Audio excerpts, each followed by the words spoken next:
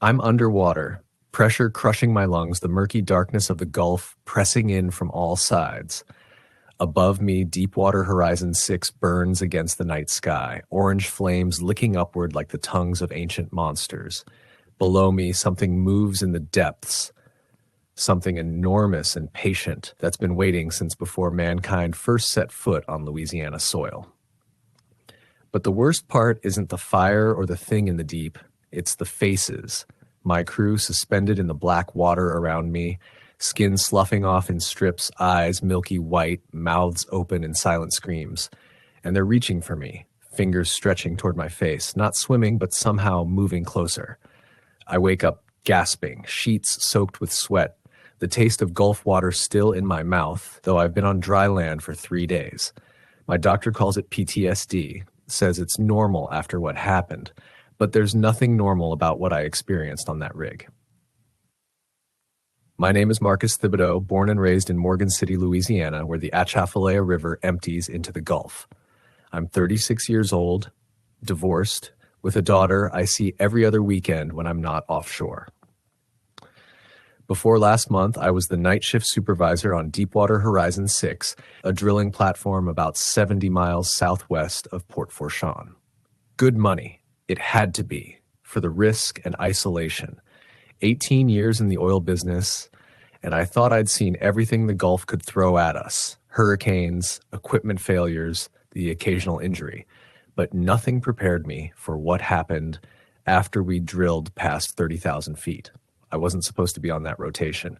I was filling in for Raon Delgado, who'd called in with food poisoning from some bad crawfish at Tufets. The company helicopter dropped me at the platform on a Tuesday evening, the sun already sinking into the horizon, painting the sky and water in shades of crimson. Bad omen, my grandmother would have said. Lie in the sky and blood.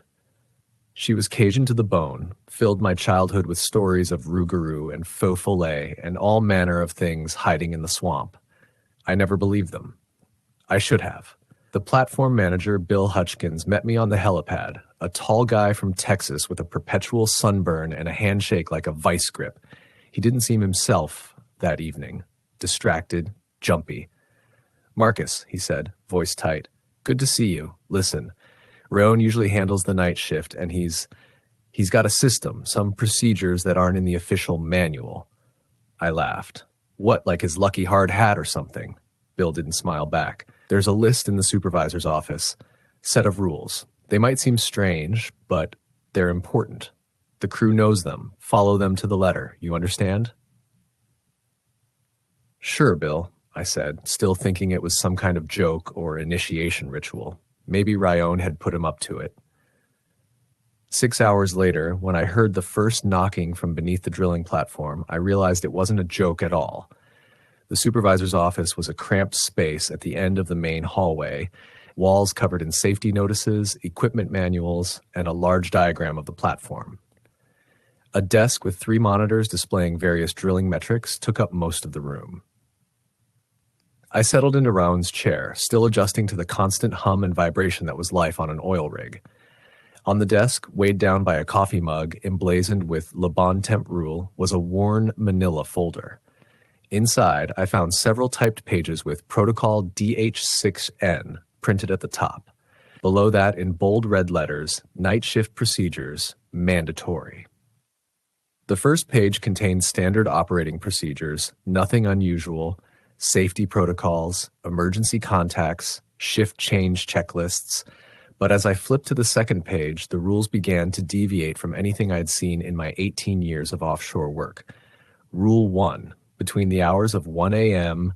and 5 a.m., all external lights on the eastern side of the platform must be turned off. No exceptions. Rule 2. If the temperature in the drill shaft drops below 36 degrees Fairfax, immediately initiate emergency shutdown sequence 5C and evacuate all personnel from the lower deck.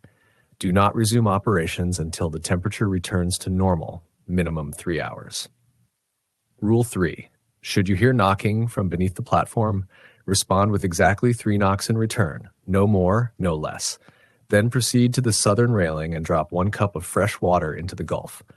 Rule 4. Any crew member who reports seeing lights beneath the water is to be immediately relieved of duty and confined to quarters until the morning shift. Rule 5. If the radio picks up a voice speaking Cajun French, do not respond. Turn off all communications equipment for exactly 17 minutes. Rule 6. In the event of a drill bit replacement, the old bit must be destroyed completely. Do not discard it intact into the water. Rule 7. If you see a crew member you don't recognize, or if a known crew member appears disoriented or unusual, ask them, how's the weather in Huma? The correct response is wet this time of year. Any other response requires immediate containment in the panic room.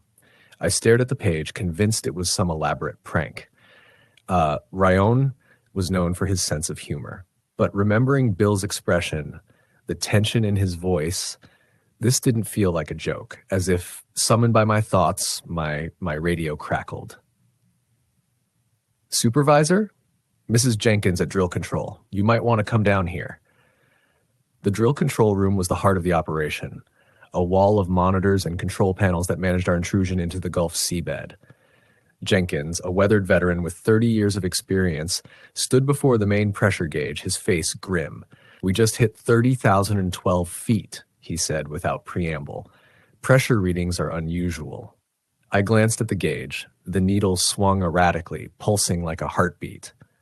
Equipment malfunction? I asked. Jenkins shook his head. Calibrated it myself yesterday. This is real. He lowered his voice. You read Rayon's instructions? Just finished. You want to tell me what the hell is going on? Been on this rig 8 months. Rayon's rules kept us alive. Don't ask me to explain them, but ignore them at your peril. He tapped the pressure gauge. Something's down there, boss. Something that doesn't want to be disturbed. Before I could respond, a low, resonant knock echoed through the control room. 3 distinct sounds like metal striking metal from beneath us. Jenkins paled. That's rule 3. Better answer it. My mouth went dry. This is insane. Do it now, or we'll all regret it. Feeling ridiculous, I knelt and knocked 3 times on the floor. The sound echoed metallically. Now the water, Jenkins urged. Southern railing. 1 cup. Fresh water. Hurry. I grabbed a bottle of Kentwood Springs from the cooler, snatched a coffee mug from the counter, and hurried to the southern section of the platform. The night air was thick with humidity, the distant lights of other rigs twinkling on the horizon like earthbound stars. At the railing, I filled the mug, hesitated, then poured it over the side. The water seemed to hang in the air longer than it should have, as if reluctant to rejoin the Gulf. When I returned, Jenkins had pulled up the underwater camera feed. Look, he said, pointing to the screen. The murky view showed our drilling equipment extending into the darkness, but just at the edge of visibility, something moved. Large. Sinuous. A darker shadow against the deep. What the hell is that? I whispered. Don't know. Don't want to know. Jenkins switched off the feed, but we've got 4 more hours of night shift, and I guarantee that's not the last time we'll need to follow the rules. He was right. At 2:13 a.m., the temperature in the drill shaft plummeted to 34 degrees Fahrenheit despite the warm Gulf waters. We initiated shutdown sequence 5C and evacuated the lower deck. At 3:45, the radio crackled with a woman's voice, speaking rapid Cajun French, my grandmother's native tongue. I understood enough to make my skin crawl. Laissez-nous monter. Nous avons faim. Let us up. We are hungry. By the time dawn broke, painting the horizon in gentle pinks and oranges, I'd followed 5 of Raon's 7 rules. The crew avoided my questions, exchanging knowing looks but offering no explanations. As I prepared for the morning shift handover, Bill appeared at my door. You made it through the night, he said. It wasn't a question. Barely. What the hell is going on, Bill?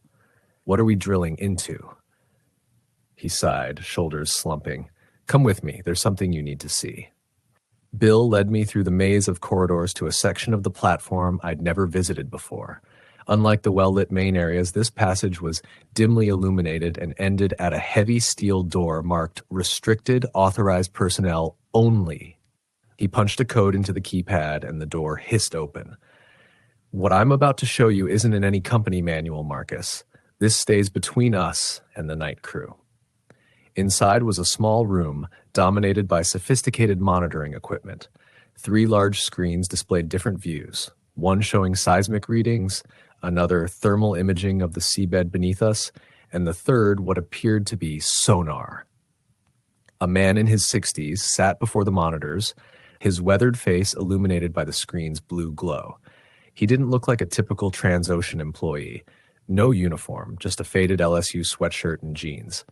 "This is Dr. Etienne Mouton," Bill said. "Oceanographer from Louisiana State. Company brought him in 2 months ago." Dr. Mouton nodded, eyes still fixed on the screens. "You've had an eventful night, Mr. Thibodeau." "That's one way to put it," I replied. "Mind telling me what's going on? What are we drilling into down there?" He swiveled his chair to face me. "Something that's been down there a very long time. The company knew there was an anomaly in this region, unusual seismic readings, magnetic disturbances. They thought it might be a large methane pocket, very valuable." He clicked a few keys, and the central monitor displayed a 3D rendering of the seabed beneath the platform. A massive dark zone pulsed slowly like a heartbeat. "But this isn't methane, is it?" I asked, already knowing the answer. "No." Dr. Mouton pointed to the image. "We believe it's organic, living." My mouth went dry. "Living? You mean like a whale? Much larger and much older." He switched to another image, this one grainy and difficult to make out. "This was captured 3 months ago when we first breached the outer membrane." The image clarified slightly, and I had to grip the edge of the console to steady myself. What looked like an enormous eye stared back at the camera, its pupil contracting in response to the light. "Jesus Christ," I whispered. "Not quite," Dr. Mouton said grimly. "But people once worshipped it as something similar. The Chitimacha tribe of southern Louisiana had legends about Nakshito, the great fish that sleeps beneath the waters. Colonial accounts from the early French settlers mention tribal warnings about waking that which sleeps in the deep. So Ramon's rules, protocols developed through trial and error? They'll work," Bill interjected. "After we disturbed it, things started happening. Strange things. We lost 3 men before we established the patterns." "Lost? You mean they died?" Bill and Dr. Mouton exchanged glances. "Not exactly," the doctor said carefully.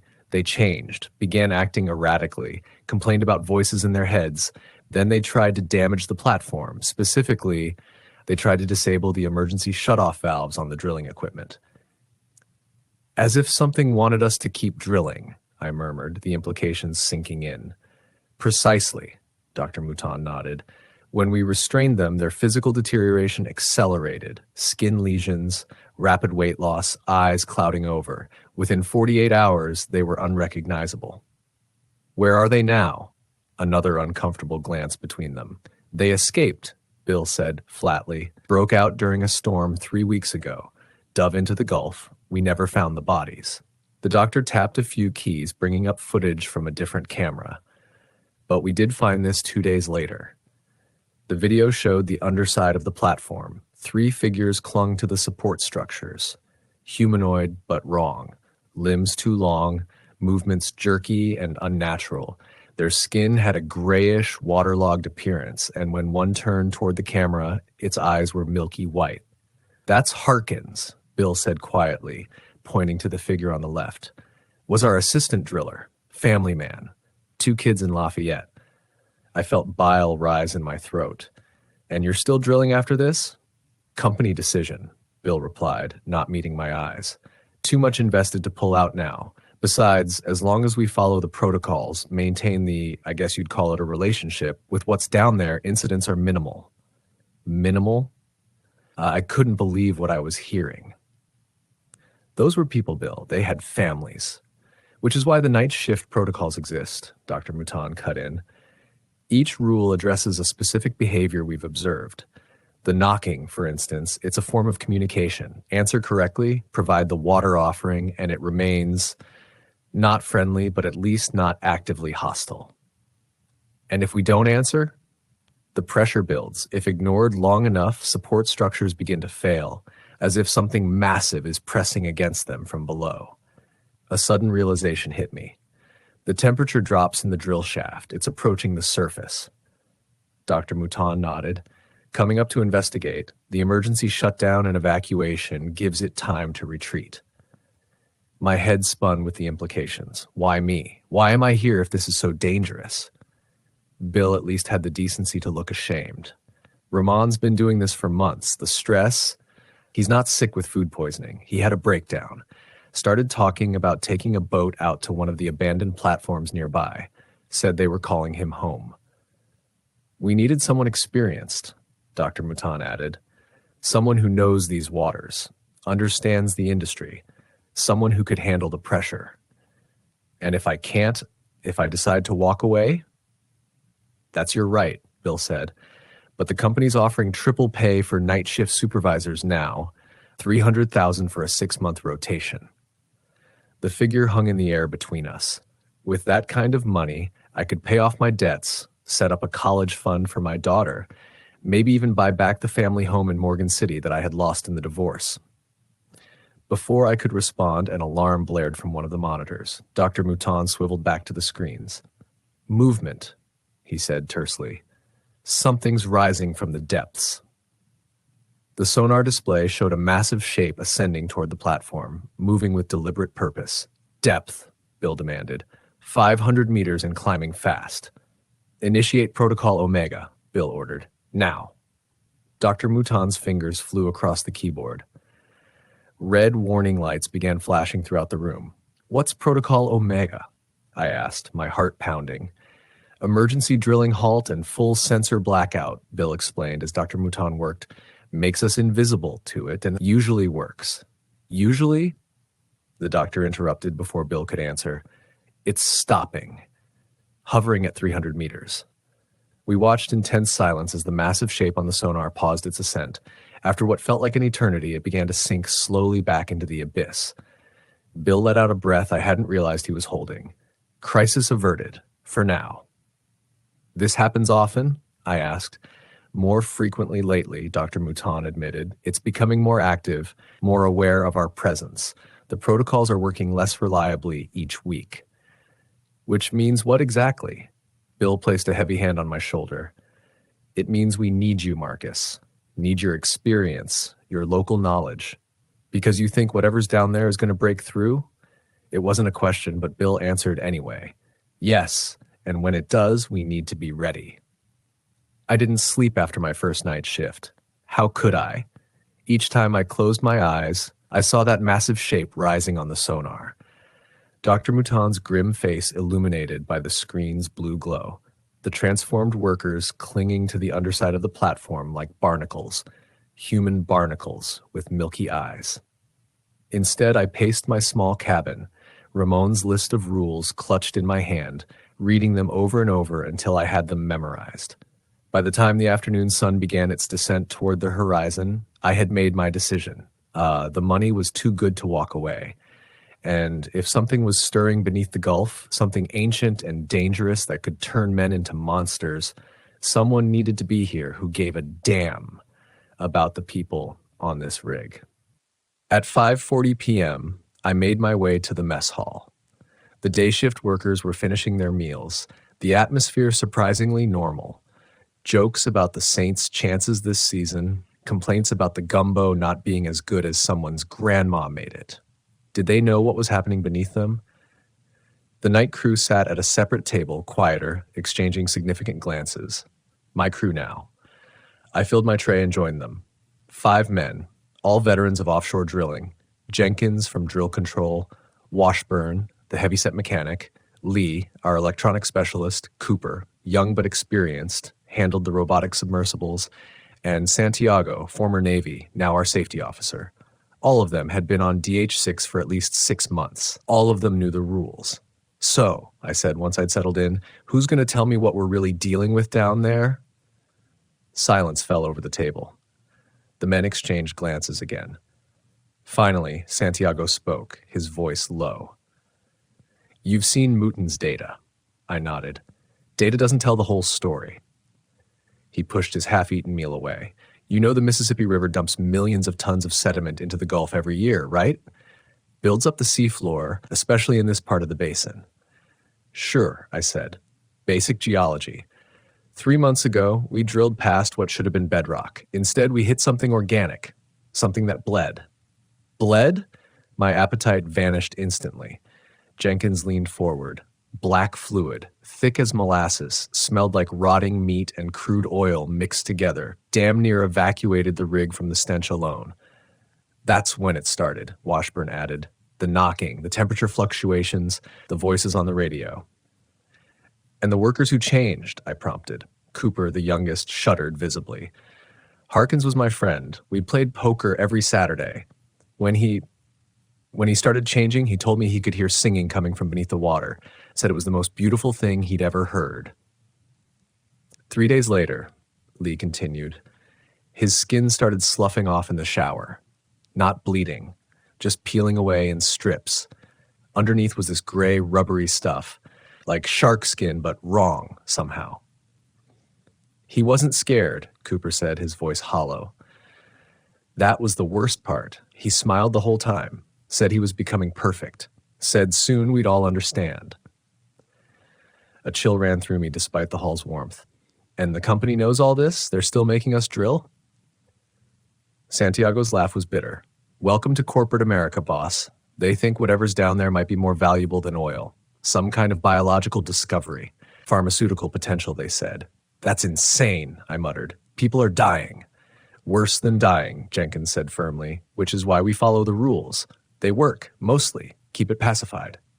Tell him about Gidry, Cooper said suddenly. The table fell silent again. Jenkins shot Cooper a warning look.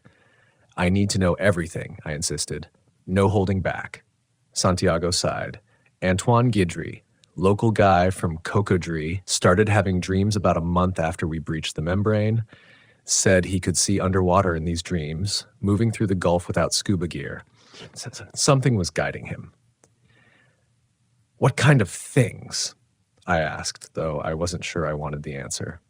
Old things. Shipwrecks no one's discovered, ruins under the silt that shouldn't exist this far west in the Gulf, and other platforms, abandoned ones from the 80s oil bust. Santiago's eyes met mine. Platforms where he said the changed ones were gathering. The cold weight settled in my stomach. He went looking for them, didn't he? Jenkins nodded grimly.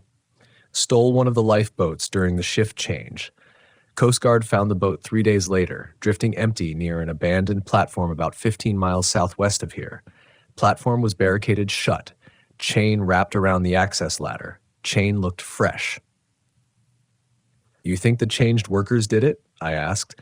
We think Gidry found what he was looking for, Lee said quietly, and something made sure he couldn't come back to tell us about it. The intercom crackled to life, saving me from having to respond. Night shift personnel, report to stations. Repeat. Night shift personnel, report to stations. As the others gathered their trays, Washburn placed a heavy hand on my shoulder. One more thing you should know, boss. Boss. The rules, they keep changing. What worked last week might not work tonight. It's learning, he added, his expression dead serious. Adapting. Testing our limits. Wonderful, I muttered. Any other good news? Yeah, he said. Don't go out on the platform alone after midnight, no matter what you hear or see. With that ominous warning, we made our way to our stations. The day shift workers looked relieved to be leaving, practically running to the helicopter pad. By 7 p.m., the night crew had taken full control of the platform, and the true isolation of our situation settled over me like a shroud. The first few hours passed uneventfully. I checked in with each station, reviewed drilling data, and monitored the special sensors Dr. Mouton had installed. Everything normal, or as normal as things could be when you're drilling into something ancient and alive beneath the Gulf of Mexico.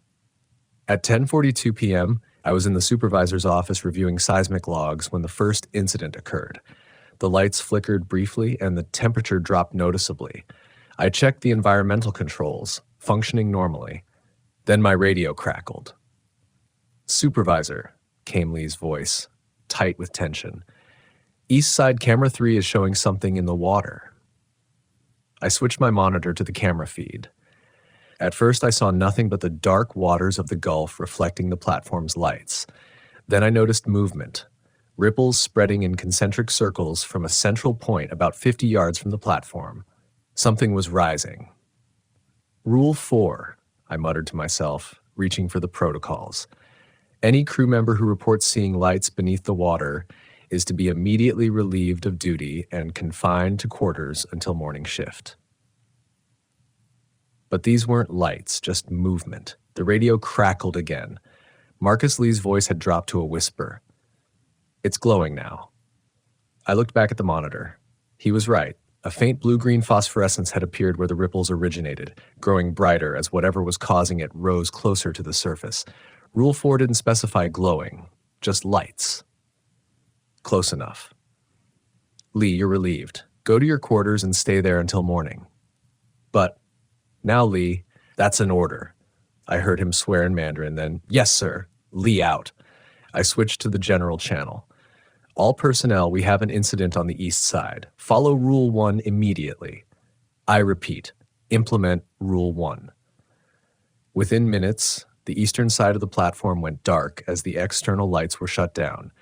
I kept my eyes fixed on the monitor, watching as the glow beneath the water grew brighter, then began to move, circling the platform like a massive, luminous shark. The radio came to life again, this time with Jenkins's voice. Supervisor to drill control ASAP peep. I hurried through the corridors, the emergency lighting casting eerie shadows.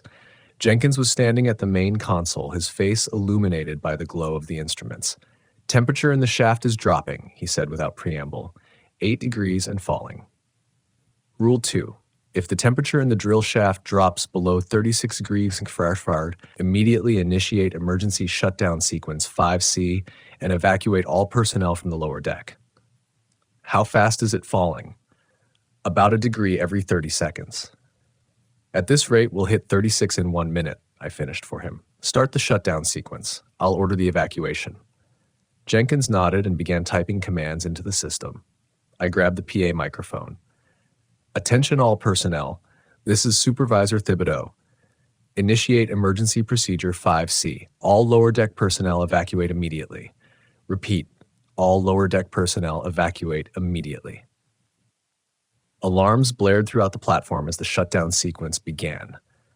I could hear the heavy thud of the watertight doors closing, automatically sealing off sections of the rig. 36.5 and still dropping, Jenkins reported, his eyes fixed on the gauge. Then, without warning, every light on the platform went out. The emergency generators should have kicked in immediately, but they didn't. We were plunged into absolute darkness. Jenkins, I called out. Still here, came his reply, surprisingly steady. Don't move. Don't make any loud noises.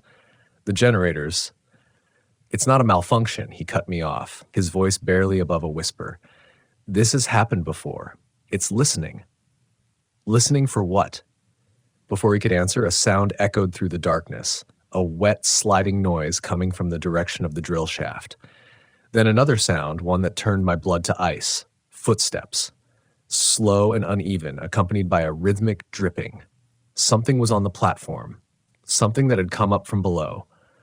Through the darkness, I heard Jenkins whisper, "It's broken Rule 2. In the pitch black of the control room, I froze, barely breathing. The footsteps drew closer, a shuffling, dragging sound, followed by that unsettling drip. The air temperature had plummeted.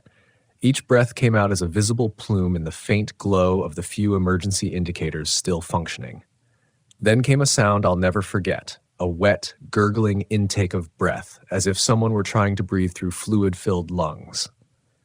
"Jenkins," I whispered. "What do we do?" His reply was so quiet I almost missed it. Rule 7, ask the question. Rule 7, if you see a crew member you don't recognize, or if a known crew member appears disoriented or unusual, ask them, "How's the weather in Huma?" The correct response is wet this time of year. Any other response requires immediate containment in the panic room. The footsteps stopped just outside the control room door. A hand slapped wetly against the metal, then began to turn the handle. My throat constricted with fear, but I forced the words out. "How's the weather in Huma?" The door opened slowly, revealing a silhouette backlit by the faint red glow of a distant emergency light. Water pooled around its feet, spreading across the floor in dark tendrils. "Cold," came the reply, the voice garbled and distorted like someone speaking underwater. "So, cold in the deep, deep." "Wrong answer." I felt Jenkins tense beside me. The figure took a shambling step into the room. In the dim red light, I could make out features that were almost human, but wrong. Skin glistening with moisture, hanging loosely in places as if partially dissolved. Its eyes reflected the light like a cat's or a deep-sea creature's. "Harkins," Jenkins breathed. Recognition and horror mingled in his voice. The figure's head snapped toward Jenkins, those reflective eyes fixing on him. "Jenkins," it gurgled. "Come with us. Be beautiful down there. We're evolving, becoming perfect." I backed away slowly, groping behind me for anything that could be used as a weapon. My hand closed around a fire extinguisher mounted on the wall. "The panic room," Jenkins hissed at me. Harkins, or the thing that had once been Harkins, lunged forward with unexpected speed. Jenkins cried out as the creature seized him, wet hands closing around his throat. I swung the fire extinguisher with all my strength, connecting with the side of the thing's head. There was a sickening squelching sound, but Harkins didn't release Jenkins. Instead, it turned those reflective eyes toward me, mouth opening impossibly wide to reveal rows of needle-like teeth that no human should possess. I squeezed the extinguisher's trigger, blasting the creature full in the face with chemical foam. It reeled backward, making a high-pitched keening sound, hands releasing Jenkins to claw at its eyes. "Run!" I shouted, grabbing Jenkins by the arm. We sprinted through the corridor, the creature's inhuman wails echoing behind us. The panic room was on the upper deck, designed as a secure shelter during hurricane evacuations. If we could reach it, we'd be safe, at least temporarily. As we ran, emergency lights began flickering back on, casting the corridors in a stuttering, disorienting glow. We rounded a corner and nearly collided with Santiago and Washburn, both armed with makeshift weapons, a wrench and a length of pipe. "Something's on the platform," I gasped. "We know," Santiago said grimly. "Cooper spotted Guidry on the southwest corner, or what used to be Guidry." "There are two of them?" Jenkins asked, his voice cracking. "At least," Washburn confirmed. "We're gathering everyone at the panic room." Before any of us could move, the PA system crackled to life, broadcasting a series of wet clicking sounds followed by words in Cajun French, the same phrase repeated over and over in a chorus of distorted voices. "Laissez-nous entrer, nous sommes femmes." "What are they saying?" Washburn demanded. My grandmother's voice seemed to echo in my head, teaching me the language of our ancestors. "Let us in. We are hungry." The lights flickered again, and in the momentary darkness, something moved at the end of the hallway, a silhouette of wrong proportions, water streaming from its elongated limbs. "Move," Santiago shouted, and we raced toward the stairwell leading to the upper deck. Behind us, multiple sets of wet, slapping footsteps pursued. The sound of dripping water grew louder, as if a pipe had burst. The air grew colder with each step. We burst through the stairwell door onto the upper deck. The night air hit us like a physical force, warm and thick with Gulf humidity after the unnatural cold below. Ahead, the panic room's reinforced forced door stood open, Cooper waving frantically from inside. "Hurry!" he shouted. "We can't hold it much longer." We sprinted the final distance, diving through the doorway just as Cooper and Lee began to push it closed. Through the narrowing gap, I caught a glimpse of gray, glistening figures emerging from the stairwell. 3, 4, 5 of them, moving with that same uneven gait. The door sealed with a hydraulic hiss, locking mechanisms engaging automatically. We collapsed onto the floor, gasping for breath. "Did you see them?" Lee asked, his face pale with shock. "Their eyes." "Where's Dr. Mutang?" I interrupted, noticing the oceanographer's absence. "Monitoring station," Cooper said, shaking his head. "He refused to leave his equipment." "And Bill helicoptered out this afternoon," Santiago said bitterly. "Convenient timing." I looked around the panic room. 6 of us had made it, me, Jenkins, Santiago, Washburn, Cooper, and Lee. The room was designed to sustain a full crew during hurricane evacuations with food, water, medical supplies, and an independent power source. What about the rest of the night crew? I asked. Silence fell. Then Santiago spoke, his voice hollow. We're it, boss. The rest we heard screaming from the lower deck after the power went out. By the time we got there, he didn't need to finish. I slumped against the wall, the reality of our situation settling like a stone in my gut. We were trapped on a platform 70 miles from shore, surrounded by transformed crew members who had once been our colleagues, with something ancient and hungry stirring in the depths below. The protocols failed, Jenkins said, voicing what we were all thinking. It's learning. Adapting. What do they want? Cooper asked, his young face lined with fear. To feed, came Lee's quiet reply. Or to transform us, make us like them. A heavy thud sounded against the panic room door, then another. The creatures outside were trying to get in. Will this hold? I asked, eyeing the reinforced door. It's designed to withstand hurricane-force winds, Santiago answered. But those things, they're strong and determined. Another impact, harder this time. The door shuttered but held. We need to call for help, Washburn said, moving to the communications panel. Mayday to the Coast Guard? And tell them what? Jenkins demanded. That we're being attacked by fish zombie former colleagues? They'll think it's a prank.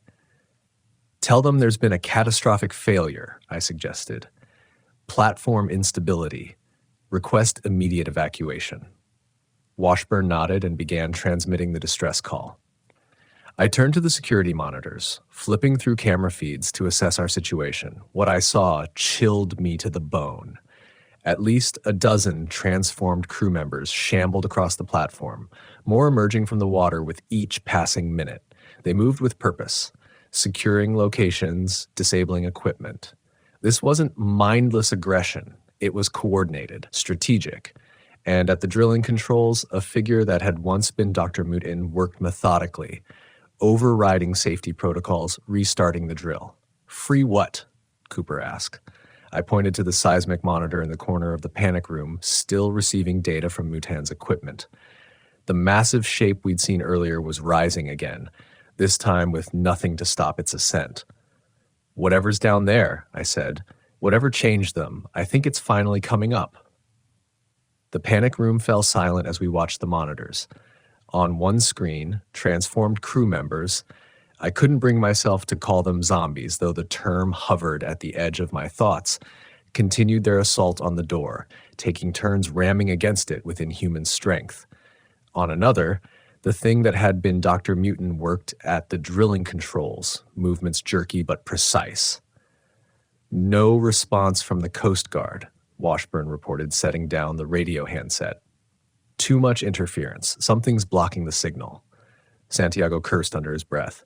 Helicopter won't come until scheduled pickup at 0600. That's 7 hours away. We won't last 7 hours, Jenkins said, voicing what we were all thinking. Not with what's happening out there. I turned to the seismic monitor again. The massive shape continued its steady ascent, now just 200 meters below the platform.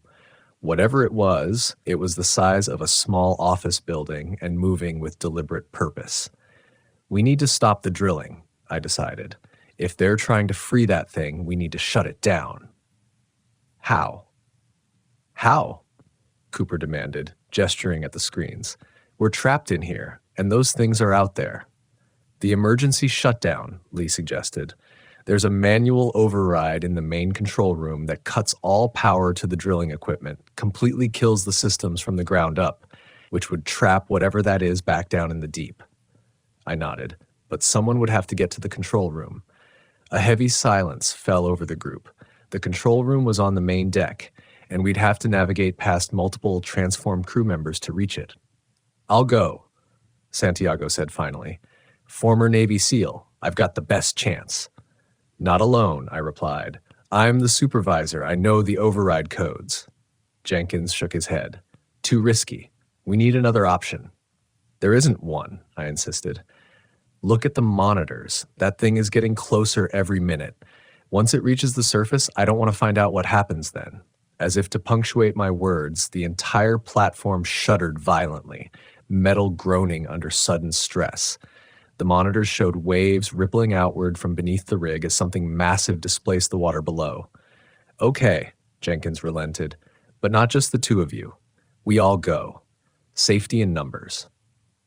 I considered this. 4 of us go, the rest stay here, maintain communication, be ready to let us back in. We quickly formed a plan.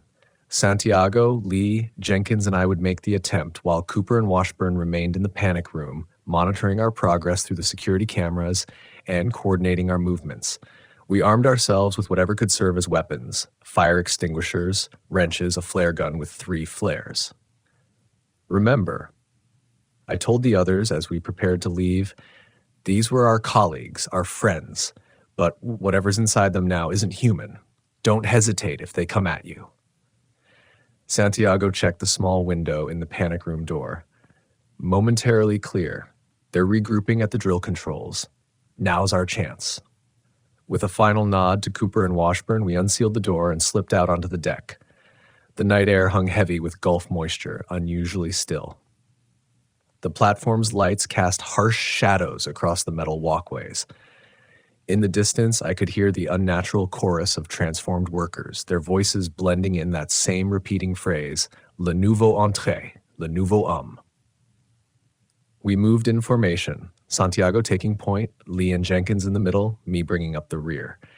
Every few yards, Santiago would signal a halt, check around corners, then wave us forward. The platform felt alien now, hostile. The familiar walkways and equipment turned sinister in the half-light. Movement at 2, Santiago whispered, gesturing toward a cluster of equipment. 2 of them. Through the shadows, I could make out a pair of figures huddled over something on the deck. The remains of a crew member, I realized with horror. They weren't eating it exactly, but seemed to be changing it, their hands working methodically over the corpse. As we watched, the dead man's chest heaved and milky eyes snapped open. "They're converting the dead," Lee breathed. "Making more of themselves." Alternative route, Santiago decided, leading us down a maintenance ladder to a lower level. The detour cost us precious minutes.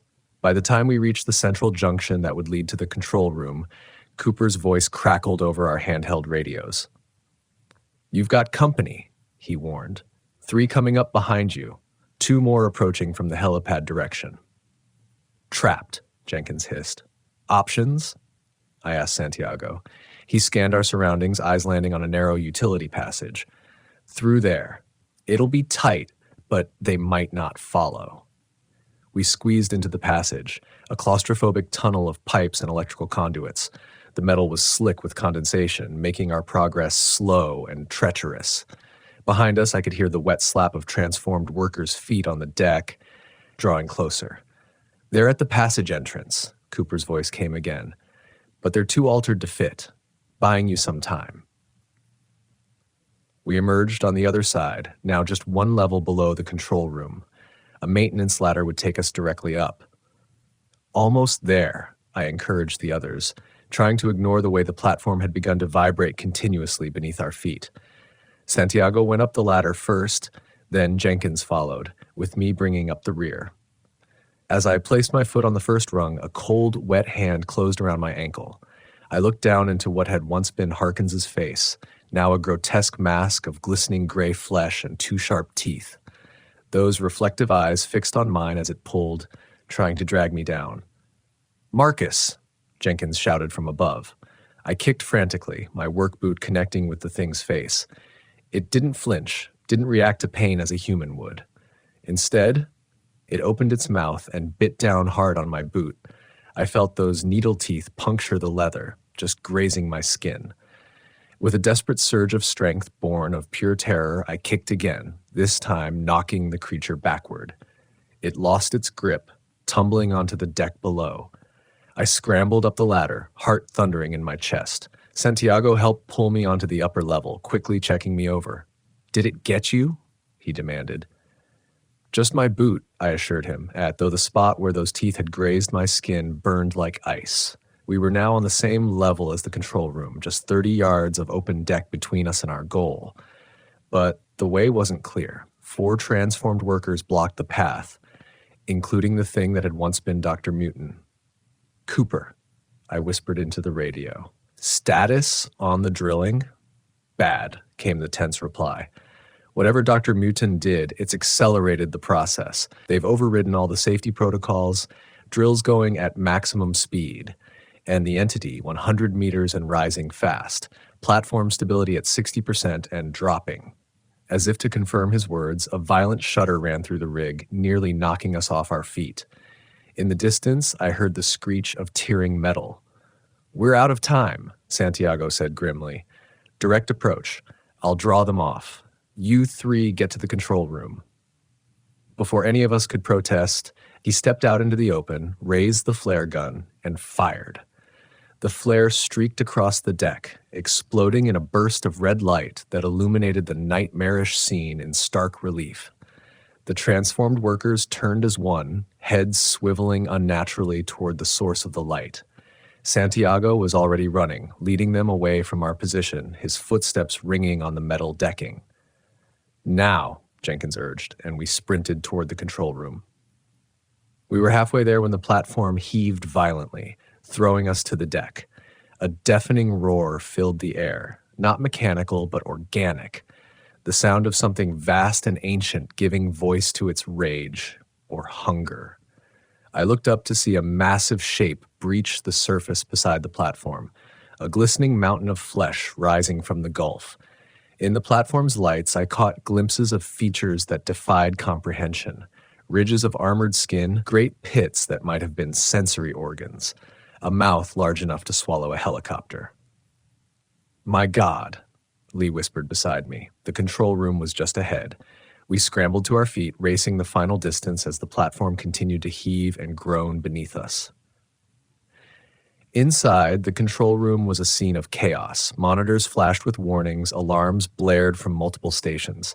The main drilling controls had been physically altered, critical safety mechanisms disabled or bypassed. "Jenkins, secure the door," I ordered, moving to the emergency shutdown panel. It had been tampered with. The protective casing pried open, wires exposed.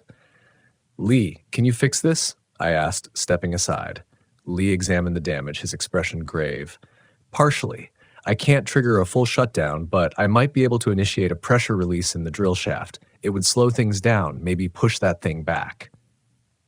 "Do it," I said, then turned to Jenkins. "Get Santiago on the radio. Tell him to get back to the panic room." Jenkins tried the radio, receiving only static in response. "He's not answering." Another violent tremor shook the platform, strong enough to crack one of the reinforced windows. Through the spiderwebbed glass, I saw the entity continue to rise. Massive tentacular structures now visible, wrapping around the platform's support legs. "Got it," Lee announced, his fingers dancing over the exposed wiring. Initiating pressure release in 3, 2, 1. A series of explosions echoed from below as emergency valves blew open, releasing the immense pressure in the drill shaft. The platform lurched sickeningly, listing to one side as the entity reacted to the sudden change. "Did it work?" Jenkins asked, bracing himself against a console.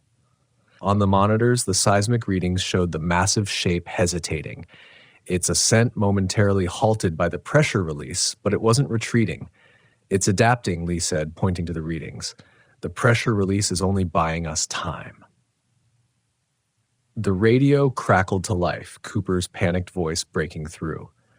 "Whatever you did bought us a few minutes, but the platform's integrity is failing. Support struts are buckling. We have maybe 20 minutes before structural collapse. 20 minutes, not enough time for the helicopter, even if we could somehow contact it. The lifeboats, I decided. It's our only chance." "The transformed workers are all over the launch areas," Jenkins pointed out. "Then we fight our way through," I said, my voice steadier than I felt. "Get everyone from the panic room to the southeast lifeboat station. It's the furthest from where that thing is rising." As we gathered to leave the control room, Lee suddenly grabbed my arm, pointing to one of the security feeds on the screen. Santiago was cornered on the helipad, surrounded by transformed workers. He fought valiantly, keeping them at bay with a length of pipe, but there were too many. As we watched in horror, they overwhelmed him, dragging him to the edge of the platform. What happened next would haunt my nightmares forever. Rather than killing him, they forced him over the side, not into the gulf, but directly into a pulsating appendage of the entity that had risen alongside the platform. Santiago struggled briefly, then went rigid as he was absorbed into the glistening flesh. "Jesus Christ," Jenkins breathed. "We have to move," I said, tearing my eyes from the screen. Now, as we turned to leave, a wet, strangled voice came from the doorway. "No one's going anywhere."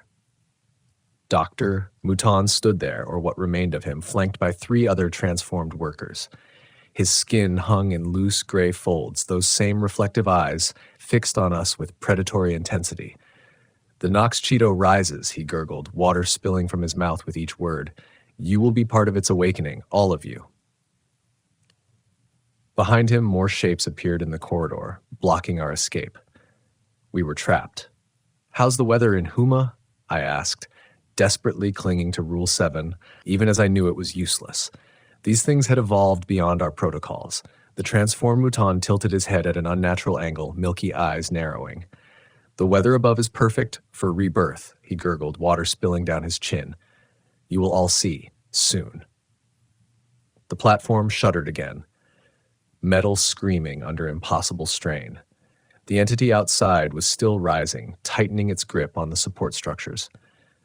"We need a distraction," Jenkins whispered beside me. Lee's eyes darted around the control room, landing on the fire suppression system. "I have an idea," he murmured. "Be ready to move." Before I could ask what he planned, Lee lunged for the emergency panel and slammed his fist against the halon fire suppression button. Klaxons blared as the system engaged, flooding the control room and adjacent corridors with dense, choking gas. The transformed workers reacted immediately, writhing and emitting high-pitched keening sounds as the halon hit their waterlogged tissues. In the confusion, Jenkins shoved past them, creating an opening. "Run!" he shouted. We burst through the gap, racing down the corridor toward the panic room. Behind us, the inhuman shrieks of the transformed crew echoed off metal walls, punctuated by the platform's continuing structural protests. "Cooper!" I shouted into my radio as we ran. "We're coming in hot. 4 transformed crew on our tail." "Copy that," came the tense reply. "Doors ready to open on your signal."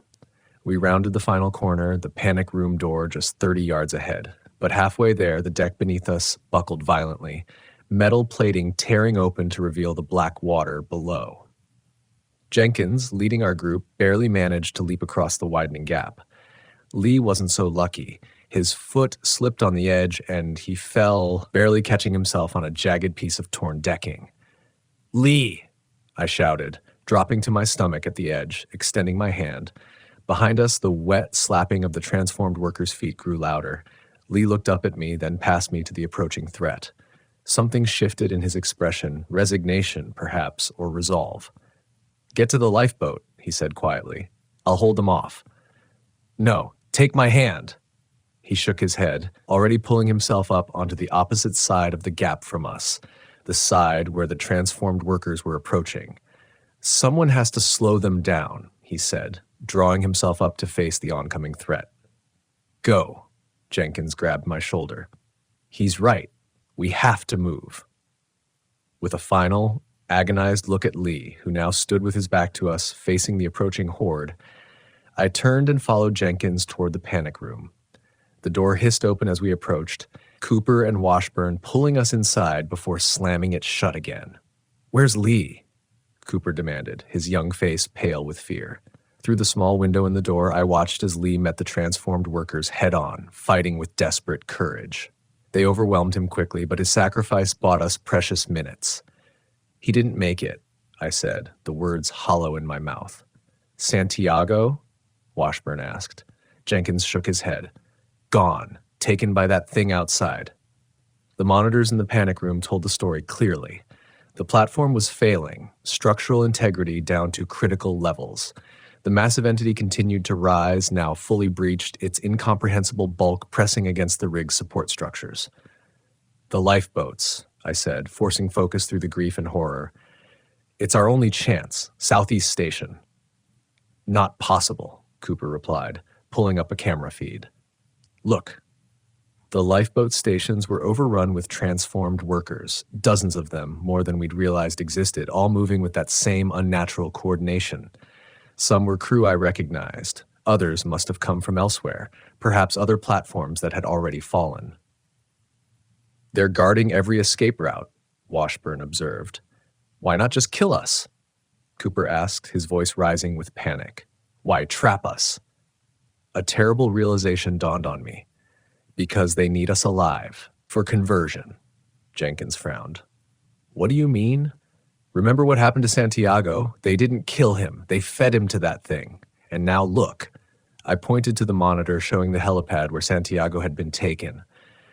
A new figure had emerged from the water, shambling onto the platform.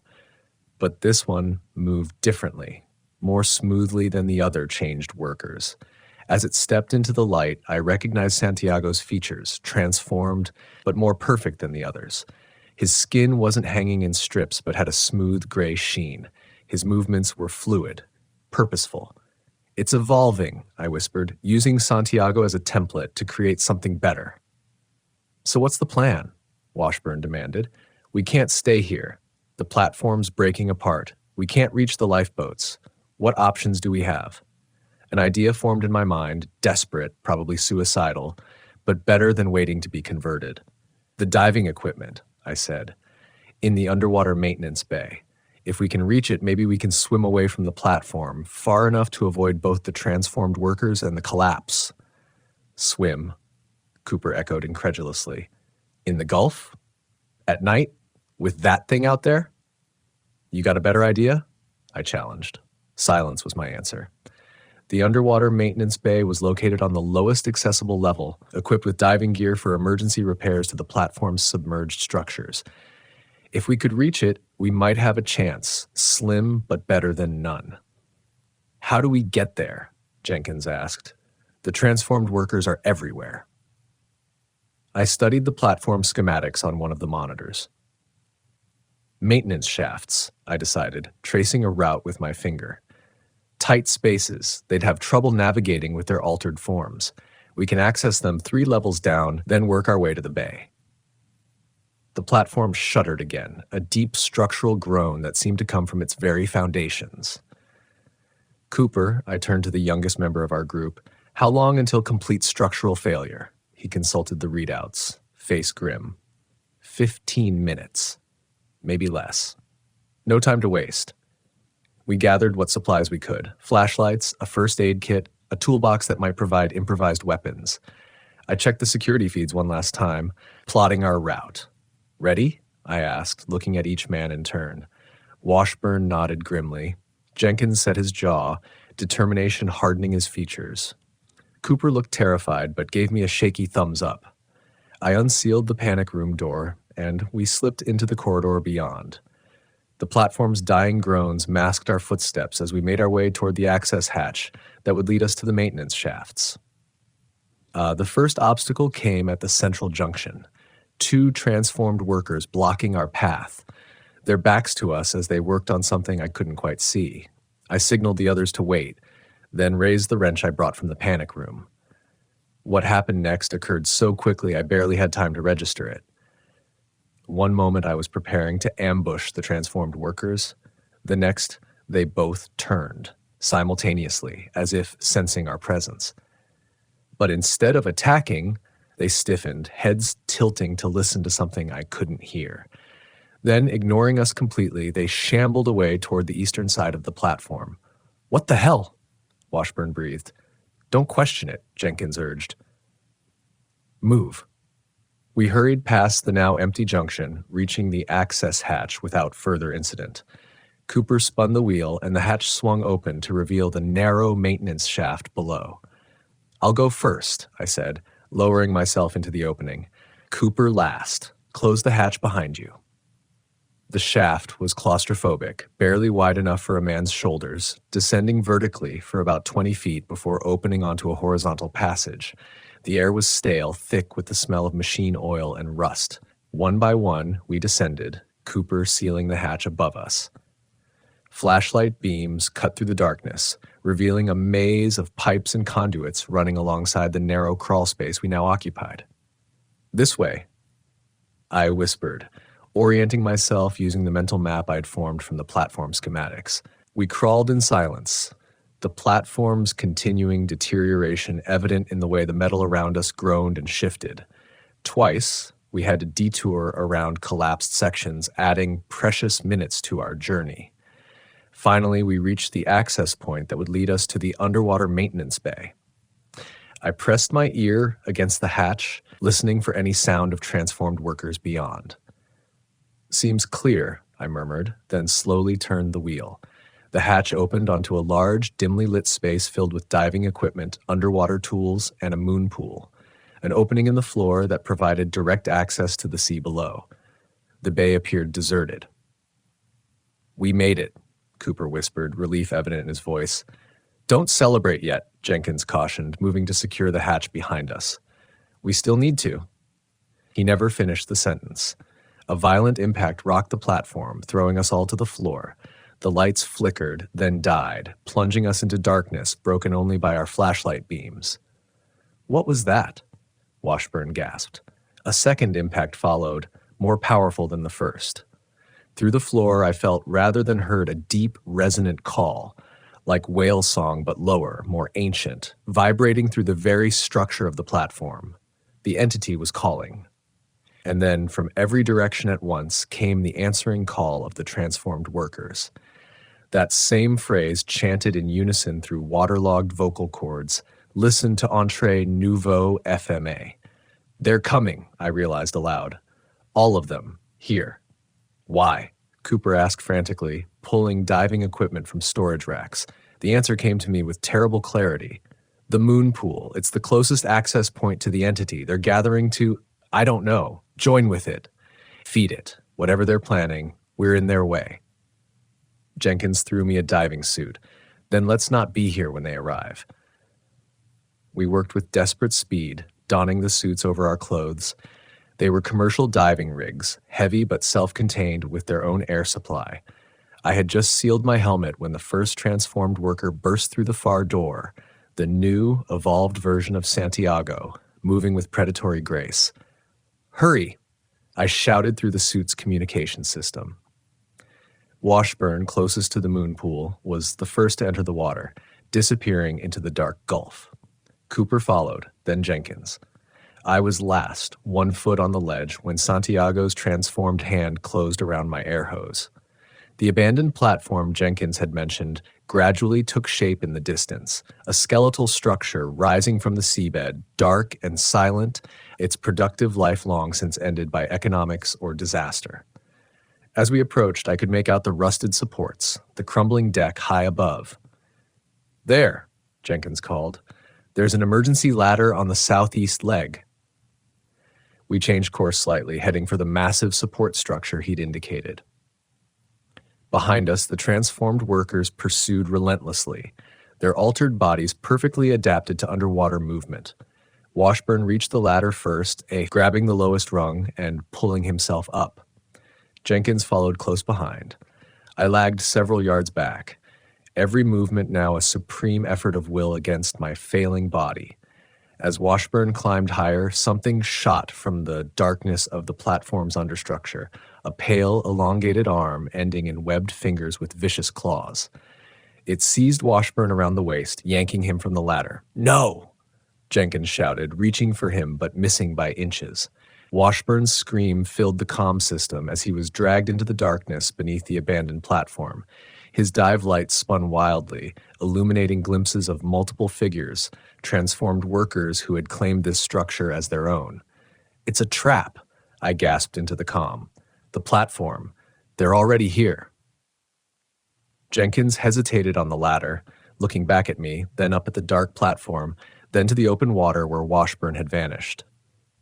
"We have to keep moving," he said finally. "Up is our only chance now." He was right. With transformed workers in the water behind us and more waiting in the darkness below the platform, our only hope was to climb above the waterline, where perhaps they'd be less agile, less adapted. I reached the ladder at last, my arms feeling like lead as I grabbed the lowest rung. Jenkins was already 20 feet up, climbing steadily toward the surface. I followed, each step an agony of effort. As I climbed, the cold numbness continued to spread through my body.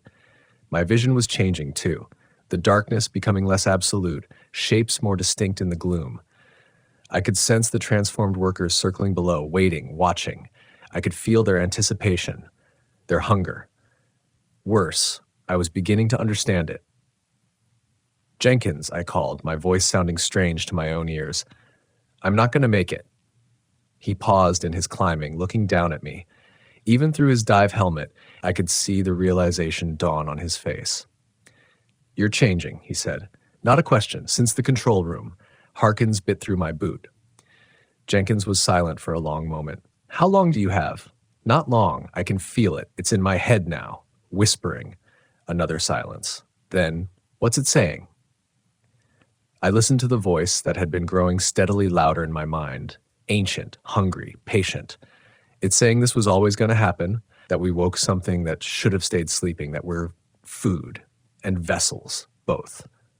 "Keep climbing," Jenkins urged. "Fight it." I continued upward, though each rung was harder than the last. We passed the waterline, the gulf falling away beneath us as we ascended the massive support leg. The abandoned platform loomed above, dark against the night sky. My arms seized suddenly, muscles locking as a spasm ran through my body. I clung to the ladder, fighting to maintain my grip as something shifted inside me, bones grinding as they began to change configuration. "Jenkins," I gasped. "I'm out of time." He had climbed a few yards ahead but stopped again, looking down at me. After a moment's hesitation, he descended until we were face to face on the ladder. "I'm sorry, Marcus," he said, voice thick with emotion. "Not your fault." Another spasm rocked my body, stronger this time. I could feel my skin loosening, preparing to slough away. "You need to go. Get as far from here as you can. And then what? There's no escape from this. You saw what happened at the rig. This thing, whatever it is, it's fully awake now, and spreading." He was right. The entity's emergence wasn't the end. It was just the beginning.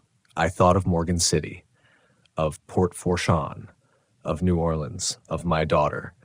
"There has to be a way to stop it," I said, fighting to keep my thoughts coherent as the whispering in my head grew louder. "To warn people." "I'll try," Jenkins promised, "if I make it off this platform alive." We both knew his chances were slim. The transformed workers would be waiting above, just as they had been below. Another convulsion hit me. This one strong enough that I nearly lost my grip on the ladder. Jenkins reached out to steady me, then drew back as he saw the changes beginning to manifest visibly, my diving gloves splitting as webbing formed between my fingers. "Go," I urged. "Now, before I can't. Before I try to stop you." Jenkins nodded once, his expression hidden behind his helmet visor. "Goodbye, Marcus. Goodbye, my friend." He resumed climbing, quickly disappearing into the darkness above. I clung to the ladder, feeling the transformation accelerate now that I had stopped fighting it. The cold had spread throughout my body, and with it came a strange new strength, a heightened awareness of the water below, of the currents and movements within it. The whispering in my head resolved into clear thoughts, not mine, but not entirely alien either. Images flashed through my mind. The entity rising fully from the gulf, its massive form moving toward the shore, transformed workers spreading out from oil platforms and fishing boats, coastal communities changing, adapting, evolving to serve the ancient thing from the deep. I understood now what it wanted, what it had always wanted since first being disturbed by our drills. Not just freedom, but dominion. The Gulf was just the beginning. With the last remnants of my humanity, I made a choice. I wouldn't be part of this. I wouldn't become a vessel for this invading consciousness. I released my grip on the ladder. The fall seemed to last forever, the wind rushing past my helmet as I plummeted toward the Gulf below. I hit the water hard, the impact driving what little air remained from my lungs as I sank into the darkness. I tore away my helmet, welcoming the rush of seawater. Better to die as Marcus Thibodeau than live as something else. As consciousness faded, I had one final, terrifying thought. I could still hear the whispering. Even in death, it wasn't letting me go. And somewhere far above, Jenkins climbed alone into darkness, carrying a warning no one would believe until it was too late. 3 weeks after the destruction of Deepwater Horizon 6, a shrimp boat discovered Thomas Jenkins clinging to a piece of driftwood 10 miles off the coast of Grand Isle. Severely dehydrated, suffering from exposure and exhaustion, he babbled incoherently about monsters in the Gulf and ancient things rising from the deep. The Coast Guard report classified the incident as a tragic industrial accident, with Jenkins as the sole survivor experiencing severe PTSD and delusions. Transocean Energy issued a press release blaming the platform's destruction on a catastrophic equipment failure, announcing generous compensation packages for the families of the deceased. The media covered it for a day or two before moving on to more pressing stories. The official death toll, 27 workers, including Marcus Thibodeau, night shift supervisor. I know all this because I read it in the Morgan City newspaper while sitting in a coffee shop on Front Street, watching the Atchafalaya River flow past on its journey to the Gulf. My name isn't important. What matters is that I used to work night security at Terrebonne General Medical, where they kept Jenkins under observation for 2 weeks before transferring him to a psychiatric facility in Baton Rouge. I was on duty the night he escaped.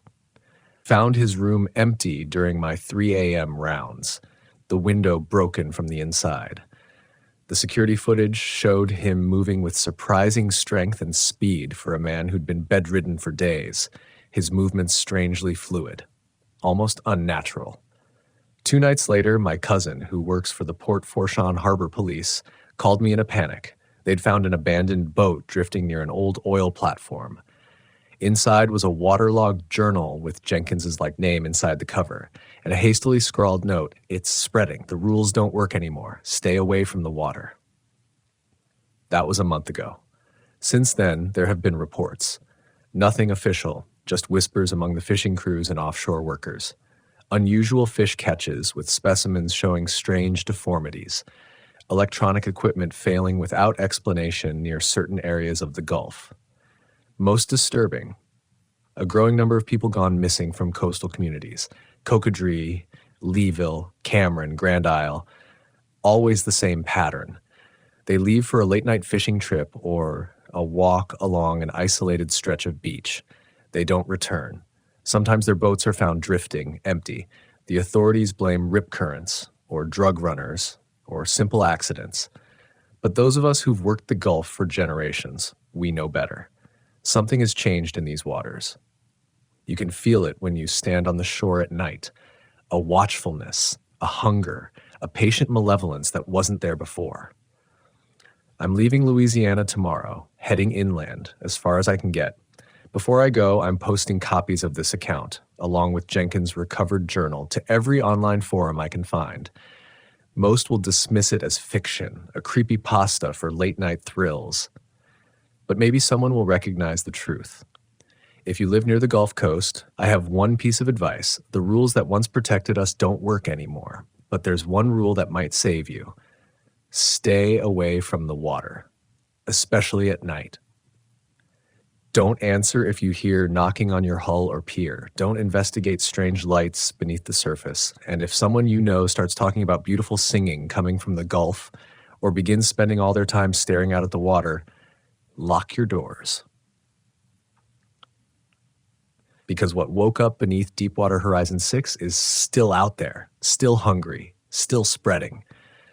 And Marcus Thibodeau, sometimes the shrimpers say they see a figure standing on the site where the platform went down, silhouetted against the moon, watching, waiting, warning, but nobody ever gets close enough to be sure.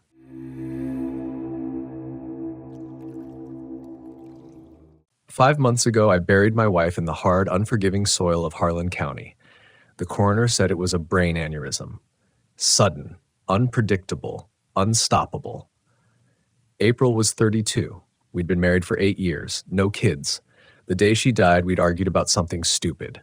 Me leaving dirty dishes in the sink again.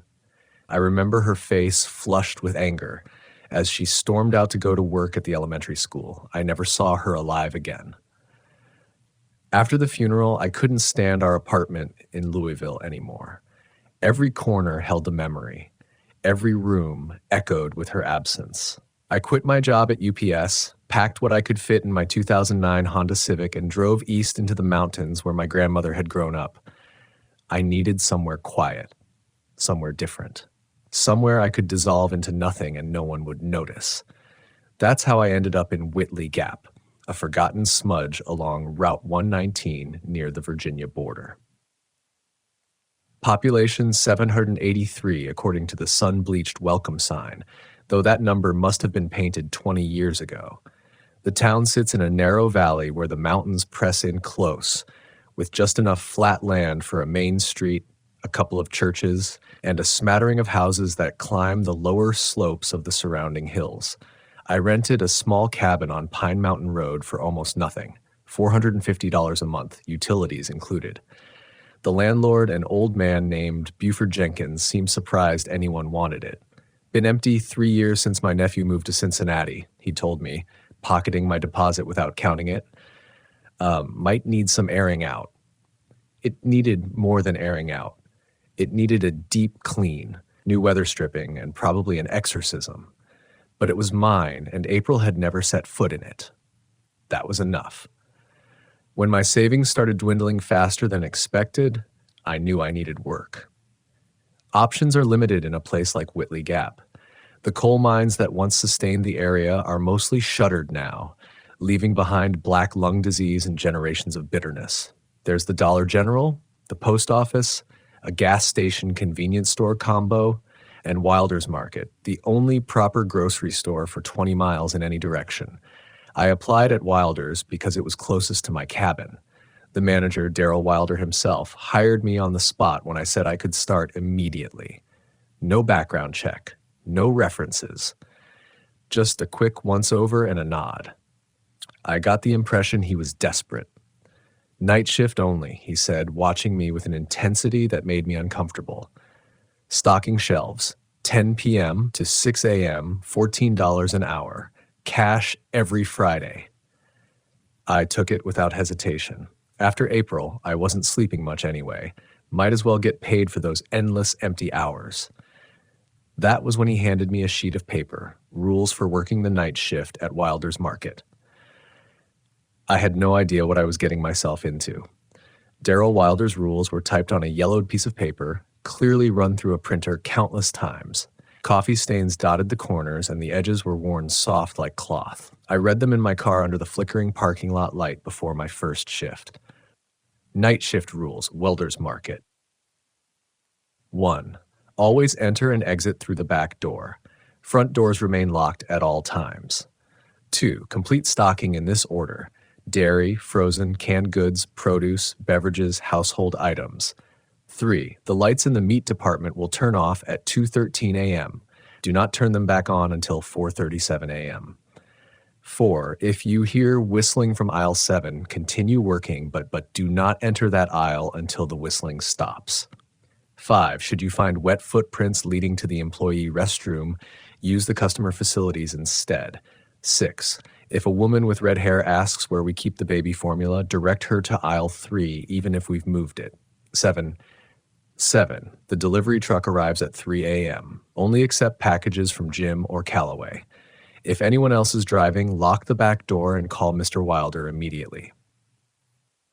8. If the lights flicker 3 times in succession, drop what you're doing and go to the break room for exactly 7 minutes. I stared at the list, reading it twice more. Was this some kind of joke? A hazing ritual for the new guy? I almost drove home, but I needed the money. I'd give it one night at least. If Darrell Wilder was messing with me, I'd walk out and try the Dollar General instead. At 9:55 p.m., I parked behind the store as instructed. The loading dock stood empty under a single sodium light that cast everything in sickly orange. The mountains loomed in the darkness beyond, a deeper black against the night sky. A metal door with peeling gray paint waited at the top of a short flight of concrete steps. The other night stalker was already inside, leaning against a pallet jack when I entered. He was a tall, lanky man with a patchy beard and deep-set eyes that looked perpetually tired. Nathan Powell, he said, extending a rough hand. You must be the new guy from Louisville. I introduced myself, surprised that he knew where I was from. Small town, Nathan explained with a hollow laugh. Everybody knows everything about everybody by sundown the day they arrive. You took the Jenkins cabin up on Pine Mountain. He handed me a box cutter and gestured toward a stack of pallets loaded with merchandise. Let's get started. I'm guessing Daryl gave you the rules? Yeah, I said, testing the blade. What's that about? Some kind of joke? Nathan's face went still, his expression careful. Follow those rules exactly, he said after a pause. Don't ask why. Don't test them. Don't get creative. Just do what they say. I waited for him to crack a smile, to let me in on the prank, but his eyes remained deadly serious. Okay, I said slowly. Starting with dairy, then. For the first hour, everything was normal. We unloaded pallets, broke down boxes, and stocked shelves in the precisely ordered sequence Daryl had stipulated. Nathan was efficient but not talkative, answering my questions with minimal responses. You from around here? I asked as we loaded gallons of milk into the refrigerated cases. Born and raised, he replied, except for 4 years in the army, 2 tours in Afghanistan. What brought you back? His hand stilled momentarily. Nowhere else to go. At midnight, the store felt cavernous. Our footsteps echoed off the high ceiling as we worked our way through canned goods. I was organizing a display of Green Giant corn when I heard it, a soft, melodic whistling coming from several aisles over. I froze, my hand halfway to the shelf. The tune was unfamiliar, eerie in the empty store. It rose and fell in unusual intervals that sounded wrong somehow, like a familiar melody played in a minor key. I looked at Nathan, who had gone completely still beside me. His face had drained of color, and he shook his head slightly when I opened my mouth to speak. The whistling continued for nearly 2 minutes. I counted every second, my heart pounding against my ribs. When it finally stopped, Nathan exhaled shakily. Aisle 7? I whispered. He nodded once. I then continued stocking as if nothing had happened. 20 minutes later, I couldn't stand it anymore. What was that? I asked. Rule number 4, Nathan replied without looking at me. You followed it. Good. But what? Don't. He cut me off. Just don't, man. Not tonight. We worked in silence until 1:30 a.m. when Nathan announced we'd take our break. In the cramped employee room, he finally relaxed slightly, pulling a squash sandwich from his backpack. Look, he said after taking a bite, I know the rules seem weird. They are weird, but they're there for a reason, which is... He set down his sandwich. This town has history. Bad history. The store sits on land that used to be part of the old Whitley mine before the collapse of '58. What collapse? 47 miners died when the main shaft caved in. They could only recover 22 bodies. The rest are still down there somewhere, beneath us. Nathan's eyes drifted to the linoleum floor. My grandfather was one of them. The fluorescent light overhead buzzed and flickered once, making both of us look up.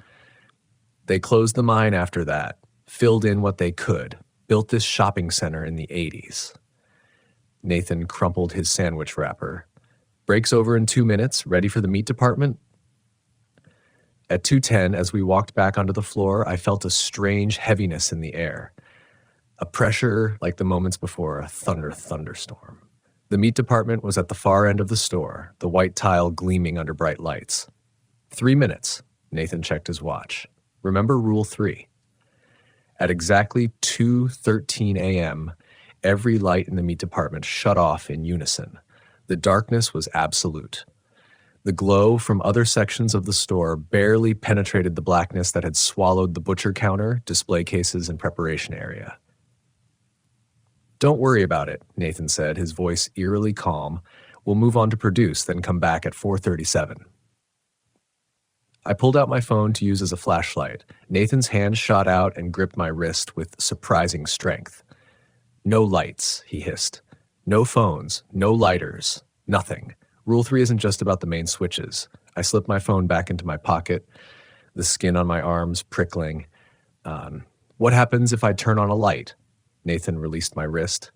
Bobby Leon tried that last year. Used his Zippo to find a box of steaks he dropped. His voice dropped lower. Found something else instead. What did he find? He doesn't work here anymore. Nathan turned away. Let's set up the banana display. As we arranged fruit in the produce section, I kept glancing toward the meat department. The darkness seemed to have substance, like it was slowly bleeding outward into neighboring aisles. I blinked and looked again. Just my imagination. You said your grandfather died in the mine collapse, I said, trying to distract myself. Is that why you came back after the army? Nathan carefully positioned a pineapple. Partly. My grandmother was still alive then. Demented that last winter. He paused, weighing his next words. But I also came back because of the dreams. Dreams started in Afghanistan. Dreams about this place. About coming home to find everyone gone. Walking through empty houses where dinner was still on the table, cars still in driveways, but no people. Just whistling in the distance. He shook his head. PTSD, the doc said, but I knew it wasn't that. It was a warning. I didn't know how to respond. Nathan seemed completely sincere, his eyes focused on some middle distance as he spoke. You new folks think Whitley Gap is just another dying coal town, he continued. But it's more than that. There's a reason property's so cheap here. A reason the young people leave as soon as they can. The overhead speakers crackled suddenly, making me jump. A burst of static filled the store, followed by what sounded like a distant voice speaking words I couldn't quite make out. Ignore it, Nathan said, not even looking up. Just the old PA system acting up. But it didn't sound like system feedback to me. It sounded like a man calling for help. His voice was muffled, as if coming from somewhere deep underground. At 2:45 a.m., we reached the beverage aisle. Nathan was in the middle of explaining how to arrange the soda display when I saw it, a dark puddle spreading from beneath the double doors that led to the stockroom. Nathan, I said, pointing to the growing stain on the linoleum. He followed my gaze and swore under his breath. Back up, he ordered, setting down the case of Mountain Dew he'd been holding. Don't touch it. Don't even get close. The liquid continued to seep forward, thick and dark. In the fluorescent lighting, it had a rusty reddish-black sheen. Is that blood? I whispered. Just don't touch it, Nathan repeated. He glanced at his watch. It's almost 3. The delivery truck will be here soon. As if on cue, I heard the rumble of a diesel engine outside, followed by the beeping of a truck backing up to the loading dock. Nathan's shoulders visibly relaxed. Let's go, he said, carefully skirting the edge of the spreading puddle. You remember Rule 7? I nodded. Only accept deliveries from Jim or Callaway. Good. Let's hope it's one of them tonight. We headed to the back of the store. Nathan pushed open the heavy door to the loading dock, letting in a gust of cold mountain air. A white delivery truck with no markings had backed up to the platform, its engine still running. The driver's side door opened, and a heavy-set man with a gray beard climbed down. Evening, Nathan, the man called, pulling a clipboard from the cab. Got your usual delivery, plus extra flour and sugar. Daryl called it in special yesterday. Evening, Jim, Nathan replied, his tone normal for the first time that night. This is the new guy. Jim nodded to me, his eyes crinkled with what might have been sympathy. First night, huh? Hanging in there? Before I could answer, the passenger door of the truck opened. I hadn't noticed anyone else in the cab. A tall, rail-thin man stepped out, moving with an odd, jerky gait. He wore a baseball cap pulled low over his face. Nathan went completely still beside me. Jim? He said quietly. Who's that? Jim turned, confusion crossing his features. What? Nobody. I came alone tonight. The thin man was moving toward the back of the truck now, his movements becoming more fluid with each step. Jim followed my gaze, his eyes widening. Jesus Christ, he breathed, backing away. That ain't nobody I know. Nathan pushed me back through the door. Inside, he ordered. Lock this. Call Daryl. What about Jim? I asked, stumbling backward. Now, Nathan roared, shoving me fully inside before pulling the door shut with a metallic clang. I fumbled with the deadbolt, my hands shaking so badly I could barely turn it. Through the small safety glass window, I saw Nathan backing Jim toward the truck, both men watching the approaching figure. The stranger had stopped advancing, standing unnaturally still at the edge of the loading dock's pool of light. Though I couldn't see his face clearly, I knew he was staring directly at me through the window. As I watched, he tilted his head at an impossible angle, nearly touching his shoulder with his ear. Then, with jerky movements like a marionette with tangled strings, he began to raise his hand toward his face. Nathan pounded on the door. "Call Daryl!" he shouted, his voice muffled through the thick metal. "Rule 7. Call him." I stumbled backward, breaking eye contact with the stranger, and pulled out my phone.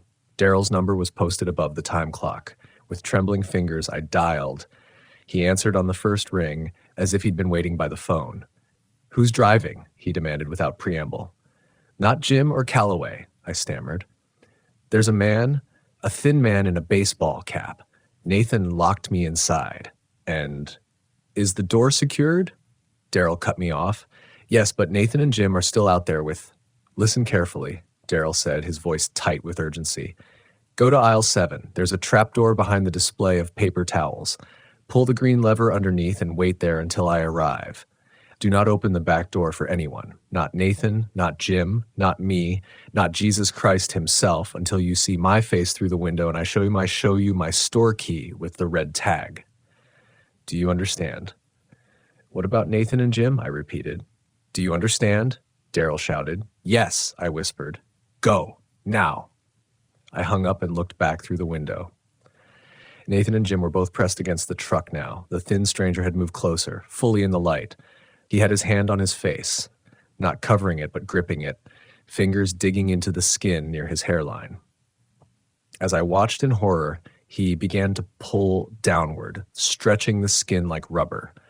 Beneath it wasn't blood or muscle or bone, but darkness, absolute blackness without feature or form.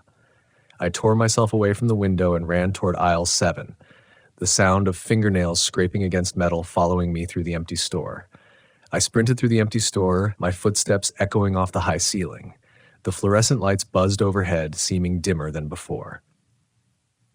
At aisle 7, paper products and cleaning supplies, I skidded to a stop, my breath coming in ragged gasps.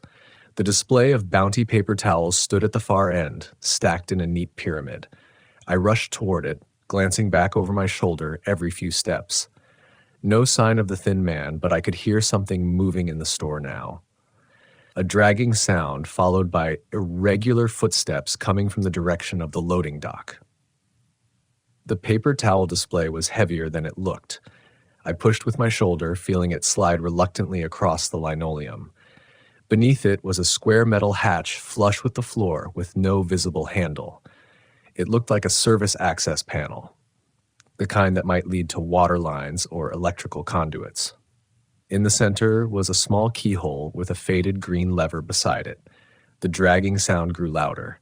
With shaking hands, I pulled the lever. It moved stiffly, as if rarely used. The hatch released with a soft hiss, revealing a dark opening and the top of a metal ladder descending into blackness. I hesitated for only a second before climbing down, pulling the hatch closed above me. It shut with a definitive clang, plunging me into complete darkness. The sound of my own breathing filled my ears as I carefully felt my way down the rungs. The ladder extended farther than I expected, much farther. I climbed down 20, 30, maybe 40 feet before my foot finally touched solid ground. The air here was cool and damp, with a mineral smell that reminded me of caves. I fumbled for my phone, using the screen's glow to illuminate my surroundings. I stood in a narrow tunnel with rough-hewn walls of dark stone. The ceiling was supported by old wooden beams, weathered and cracked with age. The floor was packed dirt, with tracks worn into it as if many feet had traveled this path over many years. A mine tunnel. I was standing in a section of the old Whitley mine. The realization sent a chill through me. Somewhere above, the thing that wasn't Jim's co-driver was searching for me, while Nathan and Jim might be... No, I couldn't think about that now. I needed to wait for Daryl, just as he'd instructed. I took a few hesitant steps forward, the light from my phone casting grotesque shadows on the tunnel walls. The passage extended straight ahead before curving out of sight. Along the walls, I noticed old mining equipment, picks, shovels, helmets, all coated with decades of dust.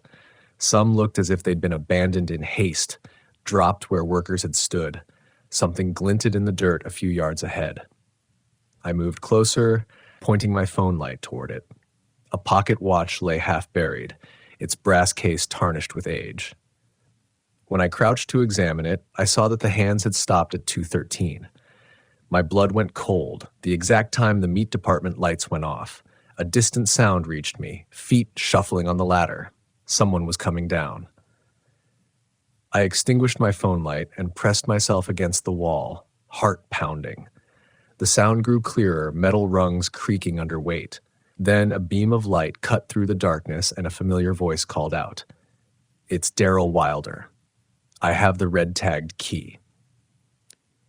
Relief flooded through me. I stepped forward, raising my hand to shield my eyes from his flashlight.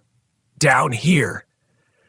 Daryl reached the bottom of the ladder, his heavy footsteps crunching on the packed earth. He was a stocky man in his 50s with thinning gray hair and the perpetually ruddy complexion of someone with high blood pressure. Tonight, his face was pale and sheened with sweat. "Are you hurt?" he asked, scanning me with the flashlight. "No, but Nathan and Jim, they're fine," Daryl cut me off. "That visitor is gone for now." "What was it?" I asked, my voice barely above a whisper. Daryl's jaw tightened. "We need to move. It's not safe to stay in one place too long down here, especially near the entrance." He gestured with his flashlight. "This way." I followed him deeper into the tunnel, questions burning in my throat. After several minutes of silent walking, the passage widened into a larger chamber. Battery-powered lanterns hung from the support beams, casting warm pools of light that revealed a makeshift living space. A folding table with chairs, shelves stocked with canned food and water, even a small gas heater. "Emergency shelter," Daryl explained, setting down his flashlight. "Been maintaining it for 20 years now. My father kept it before me." "For what emergency?" I asked, though I was starting to form my own theories. Daryl sank into one of the chairs, suddenly looking much older. "Sit down, son. It's time you learned what you've walked into." I took the seat across from him, waiting. "The Whitley mine wasn't just a coal operation," he began, eyes fixed on the lantern between us. "They dug too deep, opened something that should have stayed buried. The collapse in '58 wasn't an accident. It was intentional, the only way they could think to seal it back up." "Seal what up?" Daryl's eyes met mine. "A hole, a tier between places, our world and somewhere else." He rubbed his face warily.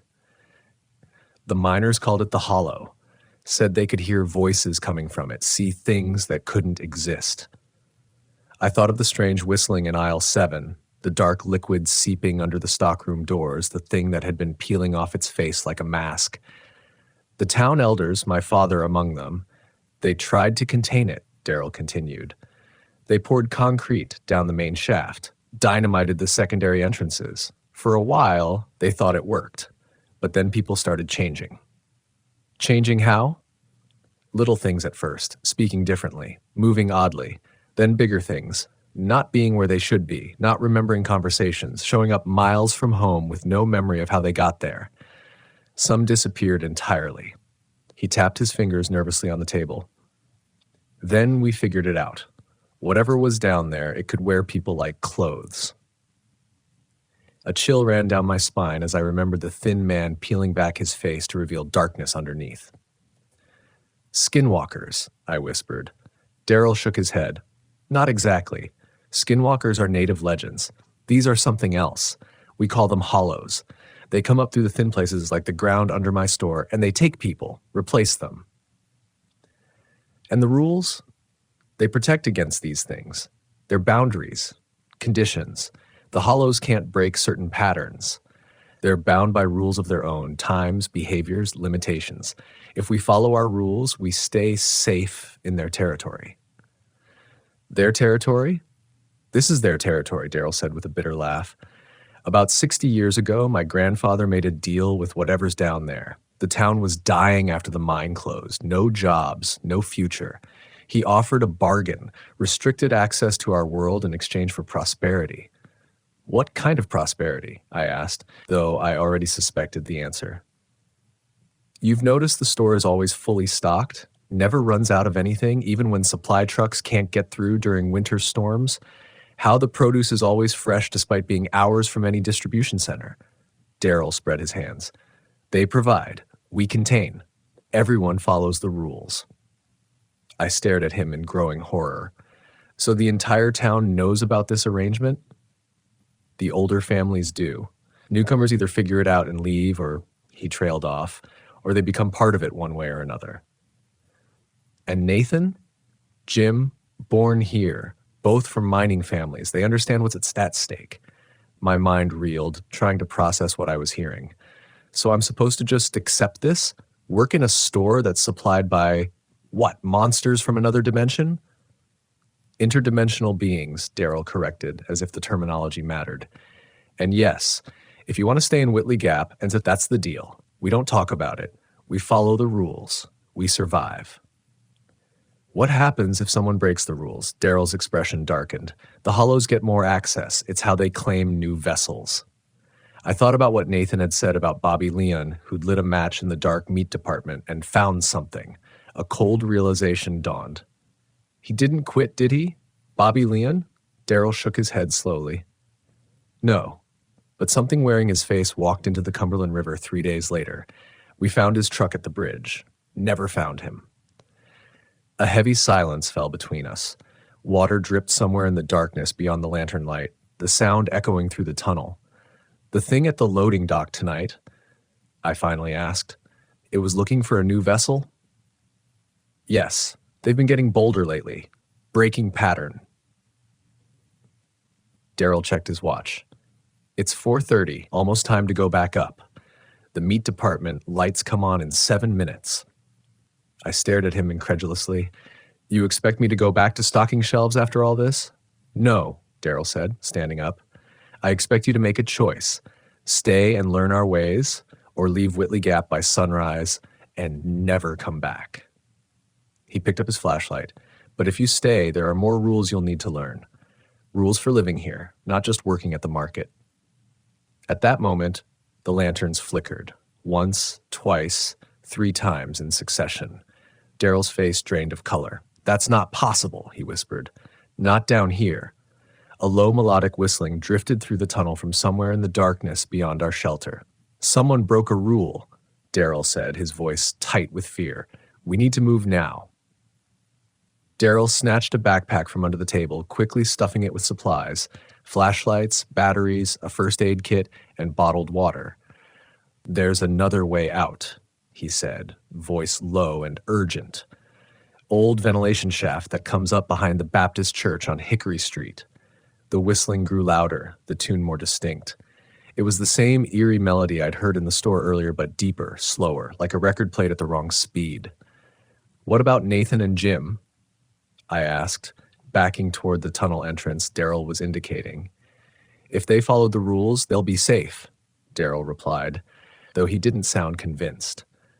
That thing at the loading dock shouldn't have been able to get in. Someone broke containment. We hurried down a narrow passage branching off the main tunnel, the ceiling so low we had to stoop. Our flashlight beams bounced off rough walls slick with moisture, illuminating abandoned mining equipment and the occasional support beam. The air grew colder the further we moved, carrying the unmistakable scent of earth and decay.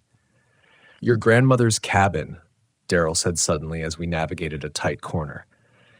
It's one of the oldest properties in the area. Did you notice anything unusual there? Markings on the walls, strange noises, cold spots? I thought about my little rental on Pine Mountain Road.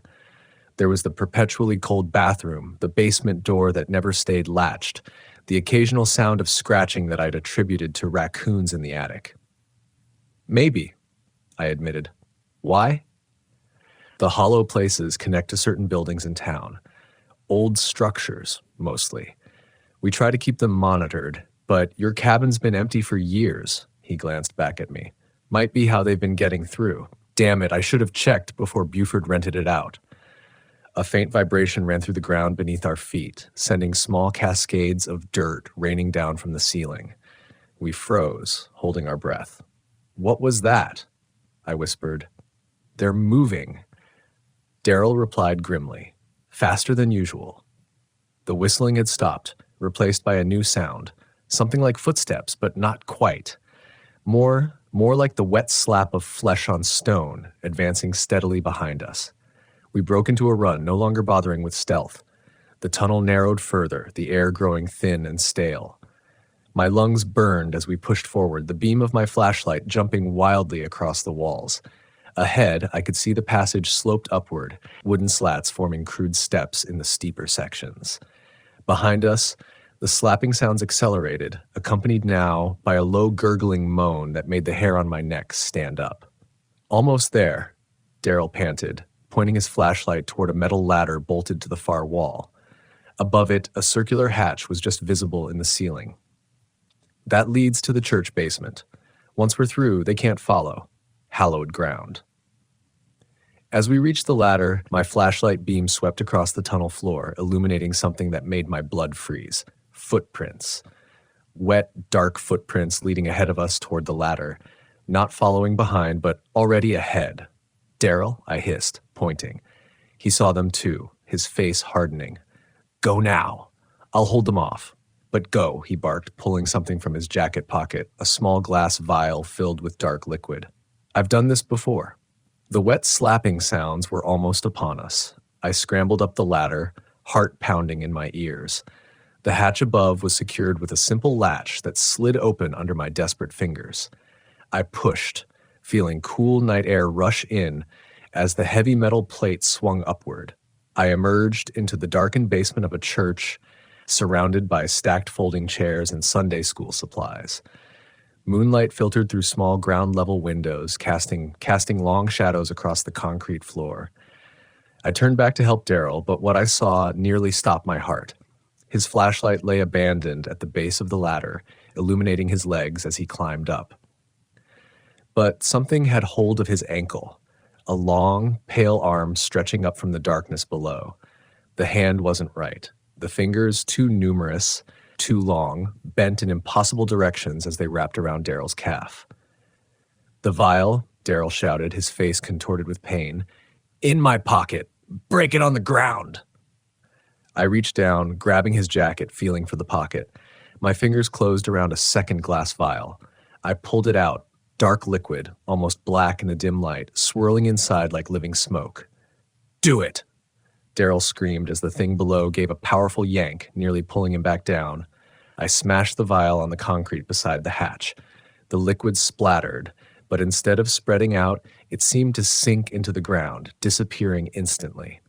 A high, inhuman keening sound rose from the tunnel below, and the pale arm released Daryl's leg, withdrawing into the darkness. Daryl hauled himself up, collapsing onto the basement floor beside me. Without hesitation, I slammed the hatch shut and threw the bolt. For several long moments, we lay there in the darkness, our ragged breathing the only sound. Then from below came 3 distinct knocks on the metal hatch. Knock, knock, knock. We both stared at the hatch, paralyzed. Another set of 3 knocks, more insistent this time.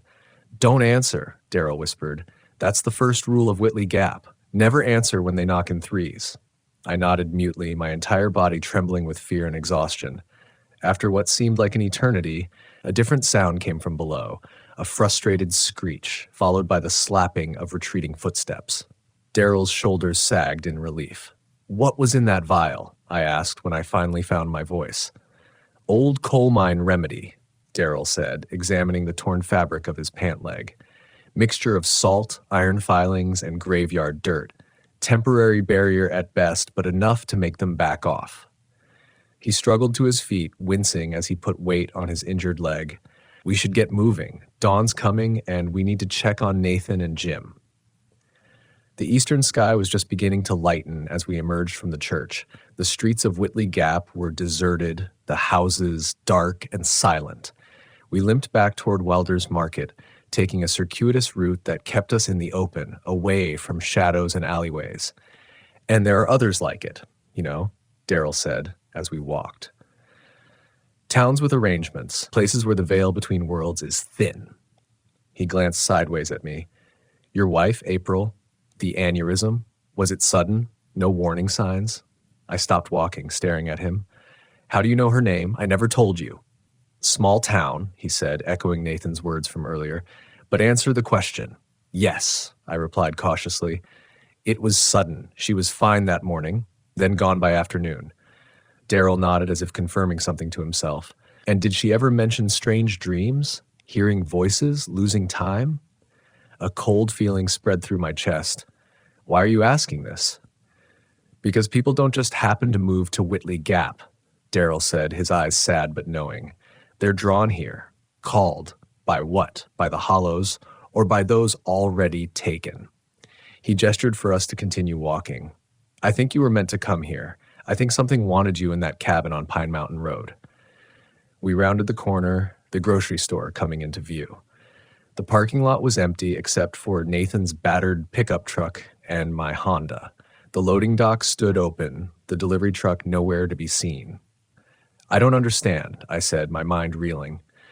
Are you saying April's death wasn't natural? That these hollows had something to do with it? Daryl stopped at the edge of the parking lot, turning to face me. I'm saying you have a choice to make. You can leave town today, drive away, and never look back. Try to forget everything you've seen. He paused, his eyes holding mine. Or you can stay, learn the rules, find out why you were called here. The sun broke over the eastern ridge, spilling golden light across the valley. In the daylight, Whitley Gap looked almost normal, just another struggling small town nestled in the Appalachian hills. But I knew better now. I knew what lurked beneath the surface, behind the everyday facade of Wilder's Market. What would you do? I asked quietly. Daryl's face was grim. If it were my wife, I'd want answers.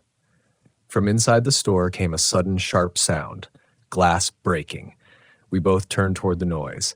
Through the front windows, I could see a figure moving inside, silhouetted against the rising sun. It stood unnaturally still for a moment, then slowly turned toward us. Nathan Powell stared out at us, his face expressionless. But even from this distance, I could see something was wrong with his eyes. They were completely black, like holes cut into reality, and he was smiling. Don't move, Daryl whispered, slowly backing away from the store. Don't let him see you're afraid. But I was afraid, terrified by the sight of Nathan's black eyes and unnatural smile. As we watched, he pressed his palm against the glass of the front door, leaving a dark, wet imprint that seemed to glisten in the morning light. That's not Nathan anymore, is it? I asked, already knowing the answer. No, Daryl confirmed. We need to get to my truck. I keep emergency supplies there. We edged backward toward Daryl's faded blue Silverado parked near the edge of the lot. Inside the store, Nathan, or the thing wearing Nathan's face, tracked our movement, its head turning with mechanical precision. What about Jim? I asked. Daryl's expression tightened. We need to assume the worst. We reached the truck, and Daryl fished keys from his pocket with shaking hands. As he unlocked the door, movement caught my eye. Nathan had disappeared from the front of the store. He's gone, I hissed. Get in now. Daryl yanked the driver's side door open and climbed in. I hurried around to the passenger side, scanning the storefront nervously. The moment I closed my door, a heavy thud sounded from the truck bed behind us. Something had jumped into it. Daryl jammed the key into the ignition and twisted. The engine sputtered but didn't catch. Come on, he muttered, trying again. Slow footsteps moved along the truck bed, approaching the back window. On the third try, the engine roared to life. Daryl threw the truck into reverse, tires squealing as we shot backward. There was a thump and a screech as whatever was in the truck bed was thrown against the cab. I twisted in my seat to look through the rear window. Nathan's body lay sprawled in the truck bed, limbs bent at unnatural angles that should have been impossible with normal human anatomy. As I watched in horror, he began to right himself, bones audibly snapping back into place as he rose to all fours. His head rotated 180 degrees to face me directly, that same empty smile fixed on his features. Jesus Christ, I breathed. recoiling from the sight. Daryl spun the wheel hard, throwing the truck into drive and accelerating toward the exit. Nathan's body slid toward the tailgate, but his hands, fingers now impossibly elongated, dug into the metal of the truck bed, anchoring him. "We can't let it stay attached," Daryl shouted over the roar of the engine. "The rifle under your seat. Get it!" I reached beneath me, fingers closing around cold metal. I pulled out an old lever-action hunting rifle, the woodstock worn smooth with age. "It's loaded," Daryl said, eyes fixed on the road as we careened onto Route 119. "Won't kill it, but might slow it down." I glanced back again. Nathan was clawing his way forward, those black eyes locked on me. His mouth had opened wider than any human mouth should, revealing rows of teeth like a shark's. With trembling hands, I rolled down my window and awkwardly positioned the rifle, trying to aim at the thing that had once been Nathan Powell. "I've never fired a gun before," I admitted, the rifle wavering in my grip. "Just pull the trigger," Daryl said grimly. "And don't hesitate. That's not your friend anymore." I squeezed the trigger. The rifle kicked against my shoulder, the report deafeningly loud in the confines of the truck cab. The shot went wide, splintering the corner of the truck bed. The thing wearing Nathan's face didn't even flinch. It continued its advance, mouth stretching impossibly wider. I worked the lever, chambering another round, and fired again. This time, the bullet struck Nathan's shoulder, spinning him sideways. Black liquid that was definitely not blood sprayed from the wound, sizzling where it touched the metal of the truck. But still, he came on. "Aim for the head," Daryl shouted, swerving onto a narrow side road that wound up into the hills. "Between the eyes." I chambered another round, trying to steady my breathing. Nathan was nearly at the back window now, like one elongated hand reaching for the glass. I centered the sights between those bottomless black eyes and squeezed the trigger. The bullet struck true, punching a neat hole in the center of Nathan's forehead. For a moment, nothing happened. Then his face seemed to collapse inward, the features melting like wax under a flame. The black eyes liquefied, running down his cheeks like tears. His mouth stretched in a silent scream as his entire head began to cave in on itself. What remained of Nathan's body convulsed once, then fell limp. As we took a sharp corner, it slid from the truck bed and tumbled onto the road behind us, already dissolving into a dark, viscous puddle. "Did I kill him?" I asked, my voice barely audible over the pounding of my heart. Daryl's knuckles were white on the steering wheel. "Nathan was already gone, but you stopped the hollow wearing him, temporarily at least." We drove in silence for several minutes, climbing higher into the mountains. Pine trees crowded close to the road, their shadows stretching across the pavement. Eventually, Daryl pulled over at a scenic overlook, cutting the engine.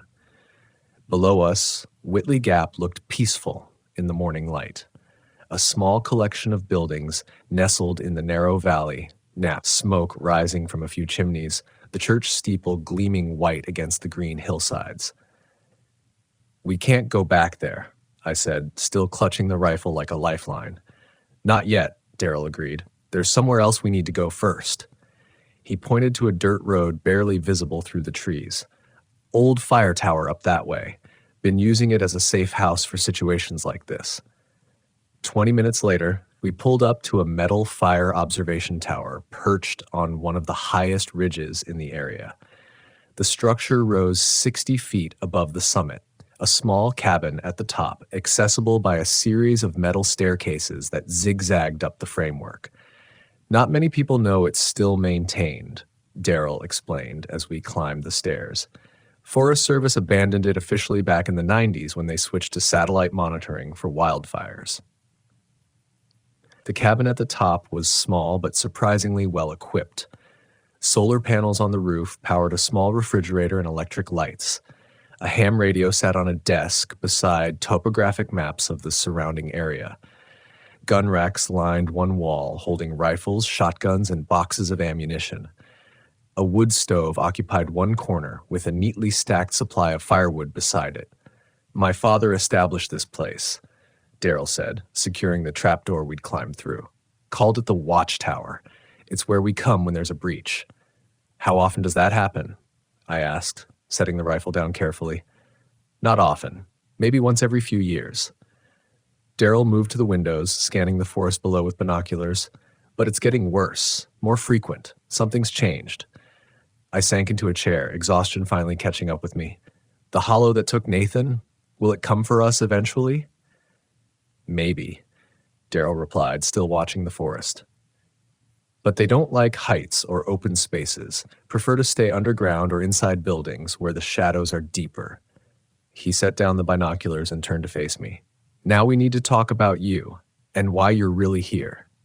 I told you why I came to Whitley Gap, I said defensively. After April died. You didn't choose Whitley Gap by accident, Daryl interrupted. Nobody does. This place calls to people who've had contact with the hollow places. He pulled a thick ledger from a shelf and laid it on the table between us. This is the town registry. Goes back to 1912 when my great-grandfather was mayor. He opened it, flipping through yellowed pages filled with neat handwriting. Everyone who comes to Whitley Gap gets recorded, their names, where they came from, why they claim they're here, and the real reason. He stopped at a page near the end, turning the book so I could see. My name was there, written in blue ink along with the date I'd arrived and the address of my cabin. Beside it, in a column labeled Claimed Purpose, someone had written, Escape after wife's death. But it was the final column that made my blood run cold. Under actual connection, a single word was written, marked. What does that mean? I asked, my mouth suddenly dry. Marked how? Daryl turned to another page, this one containing a rough sketch of a symbol, a circle with a vertical line bisecting it, strange angular markings arrayed around the perimeter.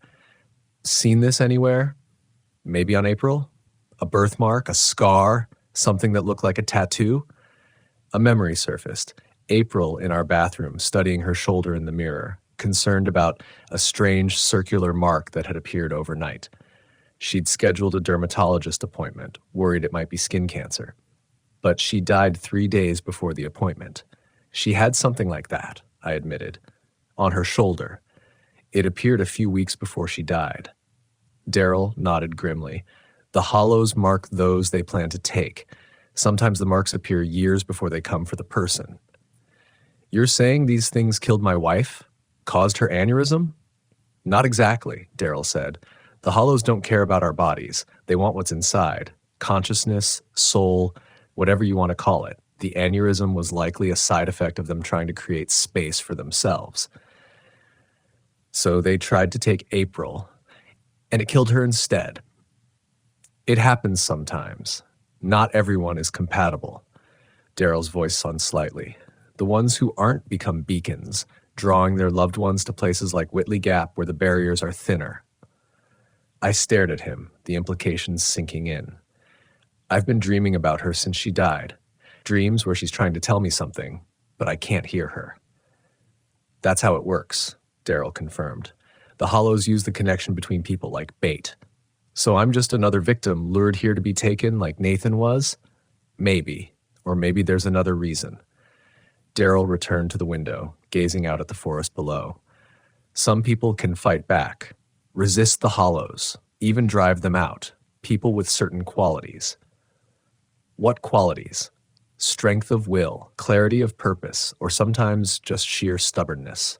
A faint smile crossed his face. My grandfather had it, called it mountain grit. It's why he was able to make the bargain in the first place. The hollows respected him, feared him even. The ham radio on the desk suddenly crackled to life. Static gave way to a voice. Daryl, you there? It's Jim. Jim Calloway. Over. Daryl lunged for the radio, snatching up the microphone. Jim? Where are you? Are you safe? Over. I'm at the church with Pastor Mike and a few others. That thing that came with the truck? It's not alone. There are more of them in town. Nathan's gone, and so are the Petersons from the hardware store. Over. How many people do you have with you? Over. Daryl's voice was tense. 11. All clean, as far as we can tell. We've been checking for the signs like you taught us. Over. Stay put. The church grounds will hold them off for now. We're at the watchtower. I'll contact the other safe houses, see who's accounted for. Over. There's something else, Daryl. Jim's voice lowered. They're gathering at Wilder's market. Dozens of them. It's like they're waiting for something. Over. Daryl's eyes met mine, his expression grave. What time's sunset today? Over. 7:42 p.m., about 10 hours from now. Over. Keep the radio on. I'll be in touch. Over and out. Daryl set down the microphone, his face ashen. What happens at sunset? I asked, though part of me didn't want to know. The barriers weaken at night, Daryl said. Always have, but once a year on the anniversary of the mine collapse, they disappear entirely for a few hours. He turned to the calendar on the wall. Today's date was circled in red, and that's tonight. What does that mean? It means the Hollows won't just be able to take people one by one. Daryl's voice was deadly serious. They'll be able to come through all at once, and nothing, not the church, not the safe houses, nothing will be able to keep them out. So what do we do? I asked. Daryl opened a lockbox mounted to the wall, removing a folded paper sealed with wax. We used the contingency plan my grandfather created, a way to collapse the connections permanently.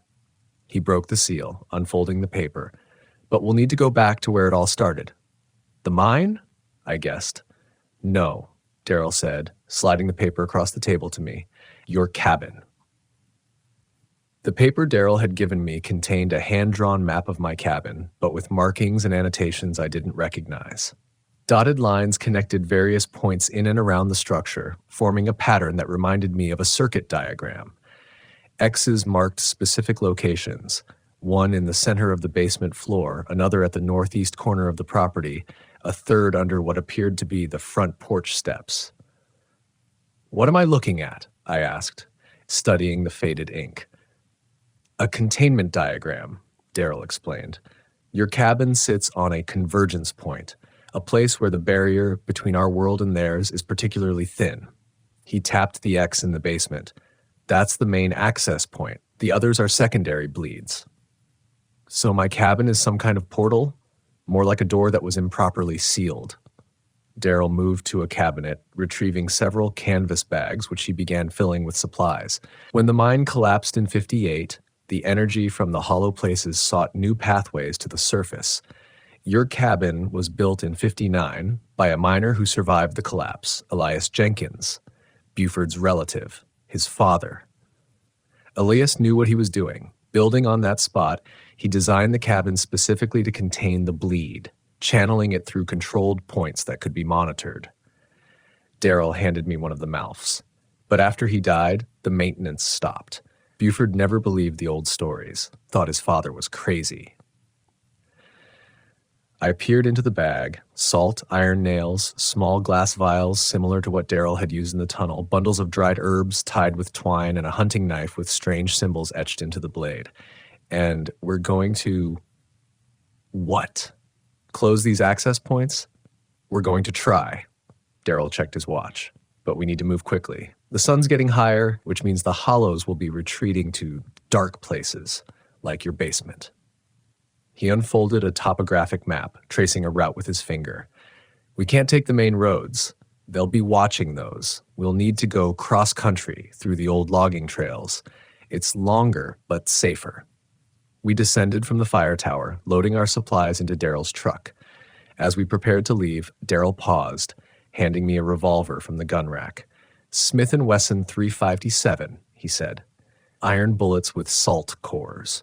Won't kill a hollow, but it'll disrupt their form long enough for you to get away. 6 shots, so make them count.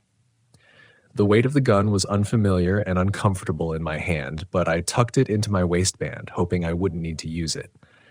The logging road was little more than a rutted track winding through dense forest. Daryl drove with practiced ease, navigating around washouts and fallen branches. The truck's suspension groaned in protest as we bounced over rocks and through shallow creek crossings. How long have you known about all this? I asked, bracing myself against the dashboard as we lurched down a particularly steep section. My whole life, Daryl replied. My grandfather explained it to me when I was 12, said someone in the family always had to know, had to maintain the balance. A bitter smile crossed his face. My father drank himself to death trying to forget, left it all to me. And you just accepted it? Kept running the store, enforcing the rules, feeding these things? What choice did I have? Daryl's voice hardened. Leave? Let the whole town be taken. The bargain was made before I was born, but the consequences would fall on everyone if it broke. He swerved to avoid a fallen log. Besides, it's not like the hollows are all bad. The store never fails. Crops always produce. No one in Whitley Gap goes hungry or lacks for basic needs. At the cost of what? Living in fear? Human sacrifices when someone breaks a rule? It's a balance, Daryl insisted. Or it was, until recently. Something's changed in the last few months. The hollows are getting more aggressive, more numerous. Rules that worked for decades aren't holding them back anymore. We fell silent as the truck labored up a steep incline, emerging suddenly from the tree line into a small clearing. Daryl stopped, cutting the engine. We walk from here, he said. Your cabin's just over that ridge. Better to approach quietly. We shouldered our bags and began hiking through the underbrush, moving from tree to tree, alert for any sign of movement. The forest was unnaturally quiet. No birdsong, no rustling of small animals, just the soft crunch of our footsteps on fallen leaves and the distant murmur of wind in the treetops. As we crested the ridge, my cabin came into view in the small clearing below. From this distance, it looked peaceful. A simple one-story structure with a covered porch and metal roof, smoke curling from the stone chimney. I froze mid-step. I didn't leave a fire going, I whispered. Daryl pulled me down behind a fallen tree, eyes fixed on the cabin. Someone's there. We watched for several minutes. Nothing moved, but the smoke continued to rise from the chimney in a steady column. Finally, Daryl pointed to a trail that curved around to the back of the property. We'll circle behind, coming through the trees where they won't be expecting us, he murmured. Stay low and move quietly. We made our way around the perimeter of the clearing, using the dense forest as cover. As we approached the back of the cabin, I could see the small shed where Buford stored his maintenance tools, and beyond it, the storm cellar doors that led to the basement. The basement with the main access point marked on the map. The storm cellar doors were open, yawning like a dark mouth against the earth. They're already inside, Daryl whispered. We need to see what we're dealing with before we go in. We crept closer, staying within the tree line. A window on the back of the cabin provided a view into the kitchen. Daryl raised his binoculars, studying the interior. I can see movement, he reported. At least 2 figures. One of them is not right. Proportions are wrong. He handed me the binoculars. I raised them to my eyes, adjusting the focus. Through the slightly dirty window, I could make out 2 people in my kitchen. One was a woman I didn't recognize, short and heavyset, standing unnaturally still beside the refrigerator. The other, my blood turned to ice water. The other was April. My wife, who I had buried 3 months ago, was standing in my kitchen, peering into the cast iron pot on the stove as if checking a recipe. That's April, I choked out, my hands shaking so badly I nearly dropped the binoculars. My wife. Daryl took them back, looking again. No, he said firmly. That's not your wife. It's a hollow wearing her form. They can do that. Take the appearance of the dead, especially those they've marked. But how? She's buried in Louisville. They couldn't have her body. They don't need physical remains, just memories, yours primarily. They're drawn to grief, to that connection that remains after death. Daryl's voice was tight with tension. This changes things. If they're using her image, it means they know exactly who you are and why you're here. Why am I here? I demanded, tearing my eyes away from the cabin. You keep saying I was drawn here, marked, connected to all this. Tell me why. Daryl hesitated, then reached into his jacket, pulling out a folded photograph. It showed a group of men standing in front of what looked like a mine entrance, wearing hard hats and carrying pickaxes. Whitley Mine, 1957, he said, the year before the collapse. He pointed to a man in the center of the group, tall, lean, with a serious expression. Elias Jenkins. He built your cabin. Then his finger moved to another figure, younger, standing at the edge of the frame. "And that's your grandfather, Marcus." I stared at the photo in shock. My grandfather had died before I was born. All I knew about him came from my mother's occasional references, that he'd been a coal miner in Kentucky before moving to Ohio, where he met my grandmother. My grandfather worked in the Whitley mine. "He was there the day they broke through to the hollow place," Daryl said. "One of only 3 men in that excavation team who survived the initial contact. The other 2 died within a year. Madness," the official record said, "but your grandfather escaped, moved away, started a new life." What does that have to do with me? The Hollows never forgot him, never forgave him either. He was the one who warned the others, who started the evacuation before the full collapse. Daryl took back the photo. "You have his blood, his resistance. That's why April was marked. They couldn't get to you directly, so they tried to use her as a conduit. And when that failed, they drew me here instead." "Yes." Daryl's expression was grim. "They want to finish what they started with your grandfather, but they also fear what you might be capable of, carrying his blood." Movement near the storm cellar caught my attention. A figure was emerging, tall and thin, wearing a baseball cap pulled low, the same entity from the delivery truck. "We need to move," Daryl whispered. "They're gathering, preparing for sundown." "What's the plan?" I asked, unable to tear my eyes away from the cabin where the thing wearing my dead wife's face was still visible through the window. The diagram shows anchor points, places where Elias built containment mechanisms into the structure. Daryl patted his bag. "We need to reach those points, reinforce them with the materials we brought." "And how do we get past them?" Daryl's gaze hardened. "We don't. We go through them."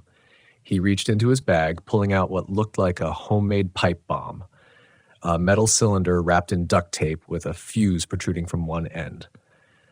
"Iron shrapnel, salt, and graveyard dirt," he explained. "It won't kill them, but it'll create enough chaos for us to get inside. Once there, you go for the basement while I secure the exterior points." "The basement? Where that thing just came from?" "The main access point is there. It's the key to everything." Daryl handed me a small cloth pouch. "This contains a seal written in the old language. Place it directly on the spot marked on the map, then pour the contents of the red vial in a circle around it." I stared at the cabin, at the storm cellar where darkness waited, at the window where something wearing my wife's face stood in my kitchen. Fear and anger roared within me, but beneath them was something else. A determination I hadn't felt since April died. A clarity of purpose. "Let's end this," I said. Daryl nodded, striking a match. "When this goes off, run straight for the cellar. Don't stop. Don't look back. And whatever happens, don't listen to her voice." He lit the fuse, counted to 3, and hurled the device toward the back steps of the cabin. The explosion tore through the quiet afternoon, sending splinters of wood and metal flying in all directions. The back steps of the cabin disintegrated in a cloud of dust and debris. Through the ringing in my ears, I heard inhuman shrieks of pain and anger. "Now!" Daryl shouted, already sprinting toward the storm cellar. I ran, focusing only on the open cellar doors ahead. Behind me, chaos erupted. The thing wearing the heavy-set woman's form burst from the back door, its body contorting in ways human joints shouldn't allow. The thin man in the baseball cap was writhing on the ground, dark liquid seeping from wounds where iron shrapnel had embedded in his flesh. I didn't look for April's doppelganger. I couldn't. Daryl reached the cellar first, yanking a flashlight from his belt and plunging into the darkness below. I followed, nearly tumbling down the steep wooden steps in my haste. The air in the cellar was thick with the smell of damp earth and something else, a metallic ozone-like scent that made the hair on my arms stand up. "Lock the doors," Daryl yelled, already moving deeper into the basement. I turned back, grabbing for the interior latches of the cellar doors. As I reached for them, a hand shot through the narrowing gap, a woman's hand with my wife's wedding ring still on the finger. "Honey," April's voice, exactly as I remembered it. "Why are you running from me? I've been looking everywhere for you." Something inside me cracked at the sound of her voice. For a heartbeat, I hesitated. It's not her. Daryl's voice cut through my momentary weakness. Remember what she really is. With a surge of desperate strength, I slammed the doors, crushing the fingers caught between them. Instead of blood and broken bones, black ichor sprayed from the severed digits, sizzling where it touched the metal hinges. I threw the heavy wooden bar across the doors just as something slammed into them from the outside, making the entire structure shudder. It won't hold them long, Daryl warned, sweeping his flashlight across the basement. We need to find the access point. The basement was larger than I remembered from my brief inspection when I had first rented the cabin. Rough stone walls supported by ancient timber beams enclosed a space about 30 feet square. The floor was packed earth in most places, with a section of poured concrete near the furnace. Shelves lined the walls, holding dusty mason jars, abandoned tools, and cardboard boxes whose contents I'd never bothered to examine. There, Daryl said, pointing to the center of the room where a perfect circle of flat stones was set into the dirt floor. That's it. We approached cautiously. The stone circle was about 6 feet in diameter, each stone carved with symbols similar to those on the map. In the very center was a metal plate, embossed with the same bisected circle design I'd seen in the town registry. Your grandfather helped design this, Daryl explained, kneeling at the edge of the circle. After he escaped Whitley Gap, he came back secretly to work with Elias. They created this seal to contain what was coming through. So what do we do now? Reinforce it? The original binding is failing. Daryl opened his bag, removing bundles of herbs, vials of liquid, and small iron tokens shaped like crosses. I'll start the preparatory work. You need to get the other anchor points. He handed me the map again, indicating 2 X marks on opposite sides of the basement. There should be smaller metal plates embedded in the walls at these locations. Place a pouch and 3 iron nails at each one. Then pour salt in a half circle in front. I took the supplies and headed to the nearest marked spot, using my phone's flashlight to examine the rough stone wall. Sure enough, partially hidden behind a wooden shelf, I found a small metal plate with the same symbol. I placed the pouch against it, hammering in the 3 iron nails around its edges with a rock I found nearby. As I poured the salt in a semicircle, it seemed to glow faintly in the darkness. Above us, something heavy crashed against the floor, making dust rain down from the ceiling beams. They're inside the cabin, I called to Daryl, moving quickly to the second anchor point. Hurry, he replied, not looking up from his work at the central circle. He had arranged his materials in a complex pattern around the metal plate and was reciting something under his breath. Not quite a prayer, but something rhythmic and old-sounding. I found the second plate behind the furnace, repeating the process with the pouch, nails, and salt. As I finished, a new sound reached us, a soft, melodic whistling coming from directly above, the same eerie tune I'd heard in the store. Daryl, I warned. There, the cellar doors exploded inward in a shower of splinters and broken metal. Silhouetted against the fading daylight outside were 3 figures. The thin man, now moving with jerky, broken motions, the heavy-set woman, her body twisted at impossible angles, and April, or the thing wearing her form, standing perfectly still at the center. Don't stop, Daryl shouted, continuing his ritual at the circle. Whatever happens, complete the seal. The 3 figures started down the cellar steps, moving with unnatural synchronicity. I pulled the revolver from my waistband, aiming at the thin man who led the way. Stay back, I warned, my voice shaking. April's lips curved into a smile that was nothing like my wife's. You won't shoot me, she said, her voice a perfect imitation that tore at my heart. You couldn't even bring yourself to throw away my clothes. She was right. I'd packed up her things in boxes, but couldn't bear to dispose of them, leaving them stacked in our Louisville apartment when I fled. That's not April, I told myself aloud, shifting my aim toward her. My wife is dead. Am I? The thing wearing her face asked, taking another step down. Or did I just find my way back through the dark? Back to you? She extended her hand, my wife's wedding ring glinting in the dim light. I've been so lost, waiting for you to find me. My hand trembled on the gun. Behind me, Daryl's chanting grew louder, more urgent. "The final anchor point," he shouted between phrases. "Northeast corner. Go." I backed away from the steps, keeping the gun trained on the approaching figures. The northeast corner was the furthest from the entrance, behind a stack of moldering cardboard boxes.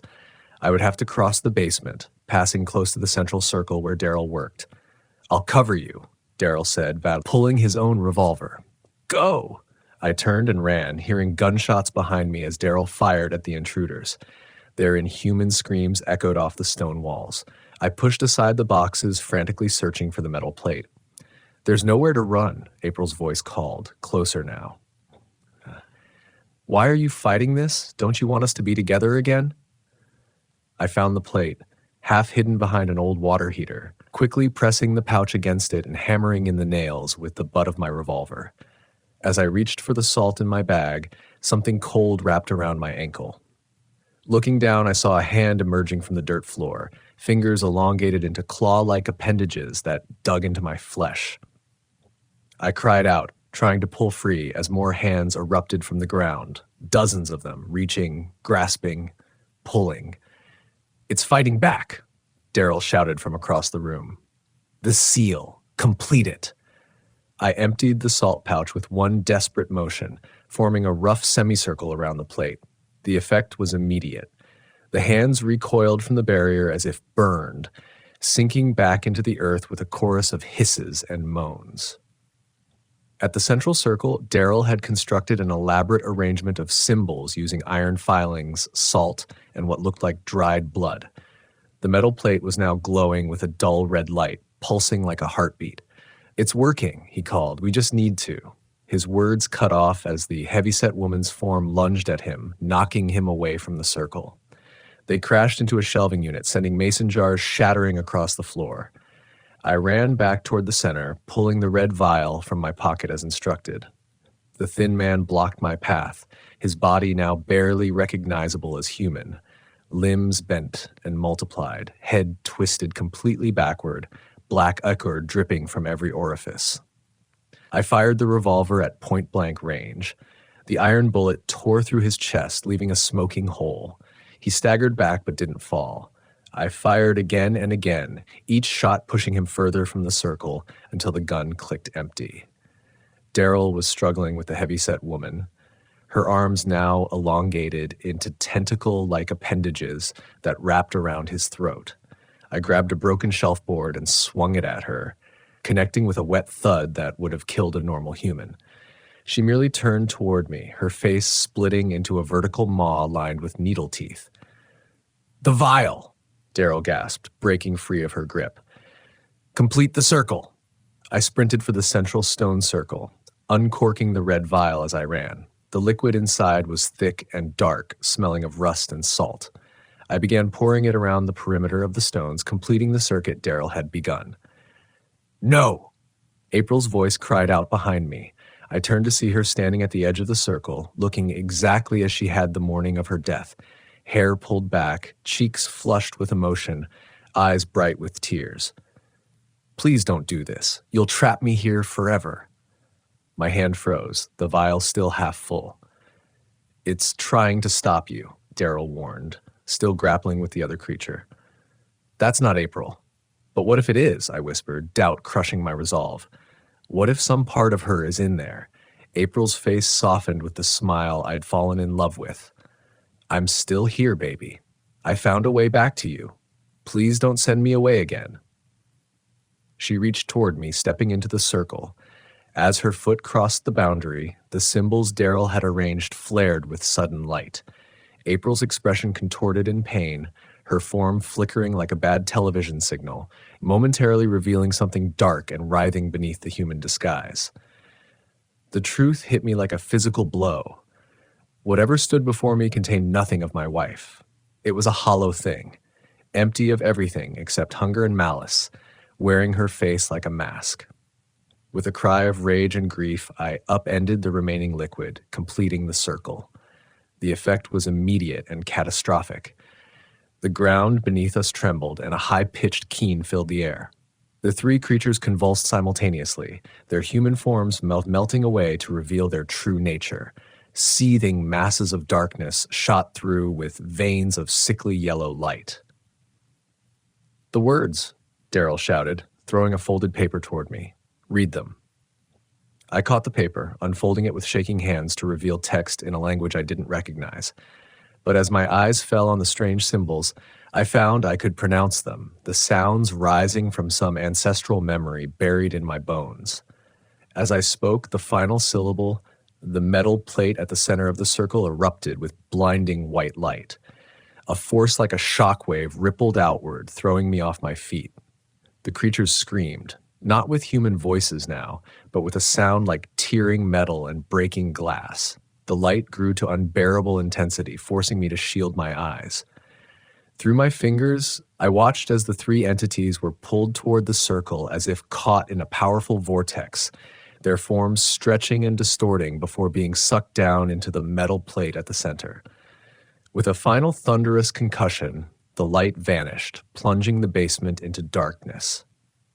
Silence fell, broken only by my ragged breathing and Daryl's pained groans.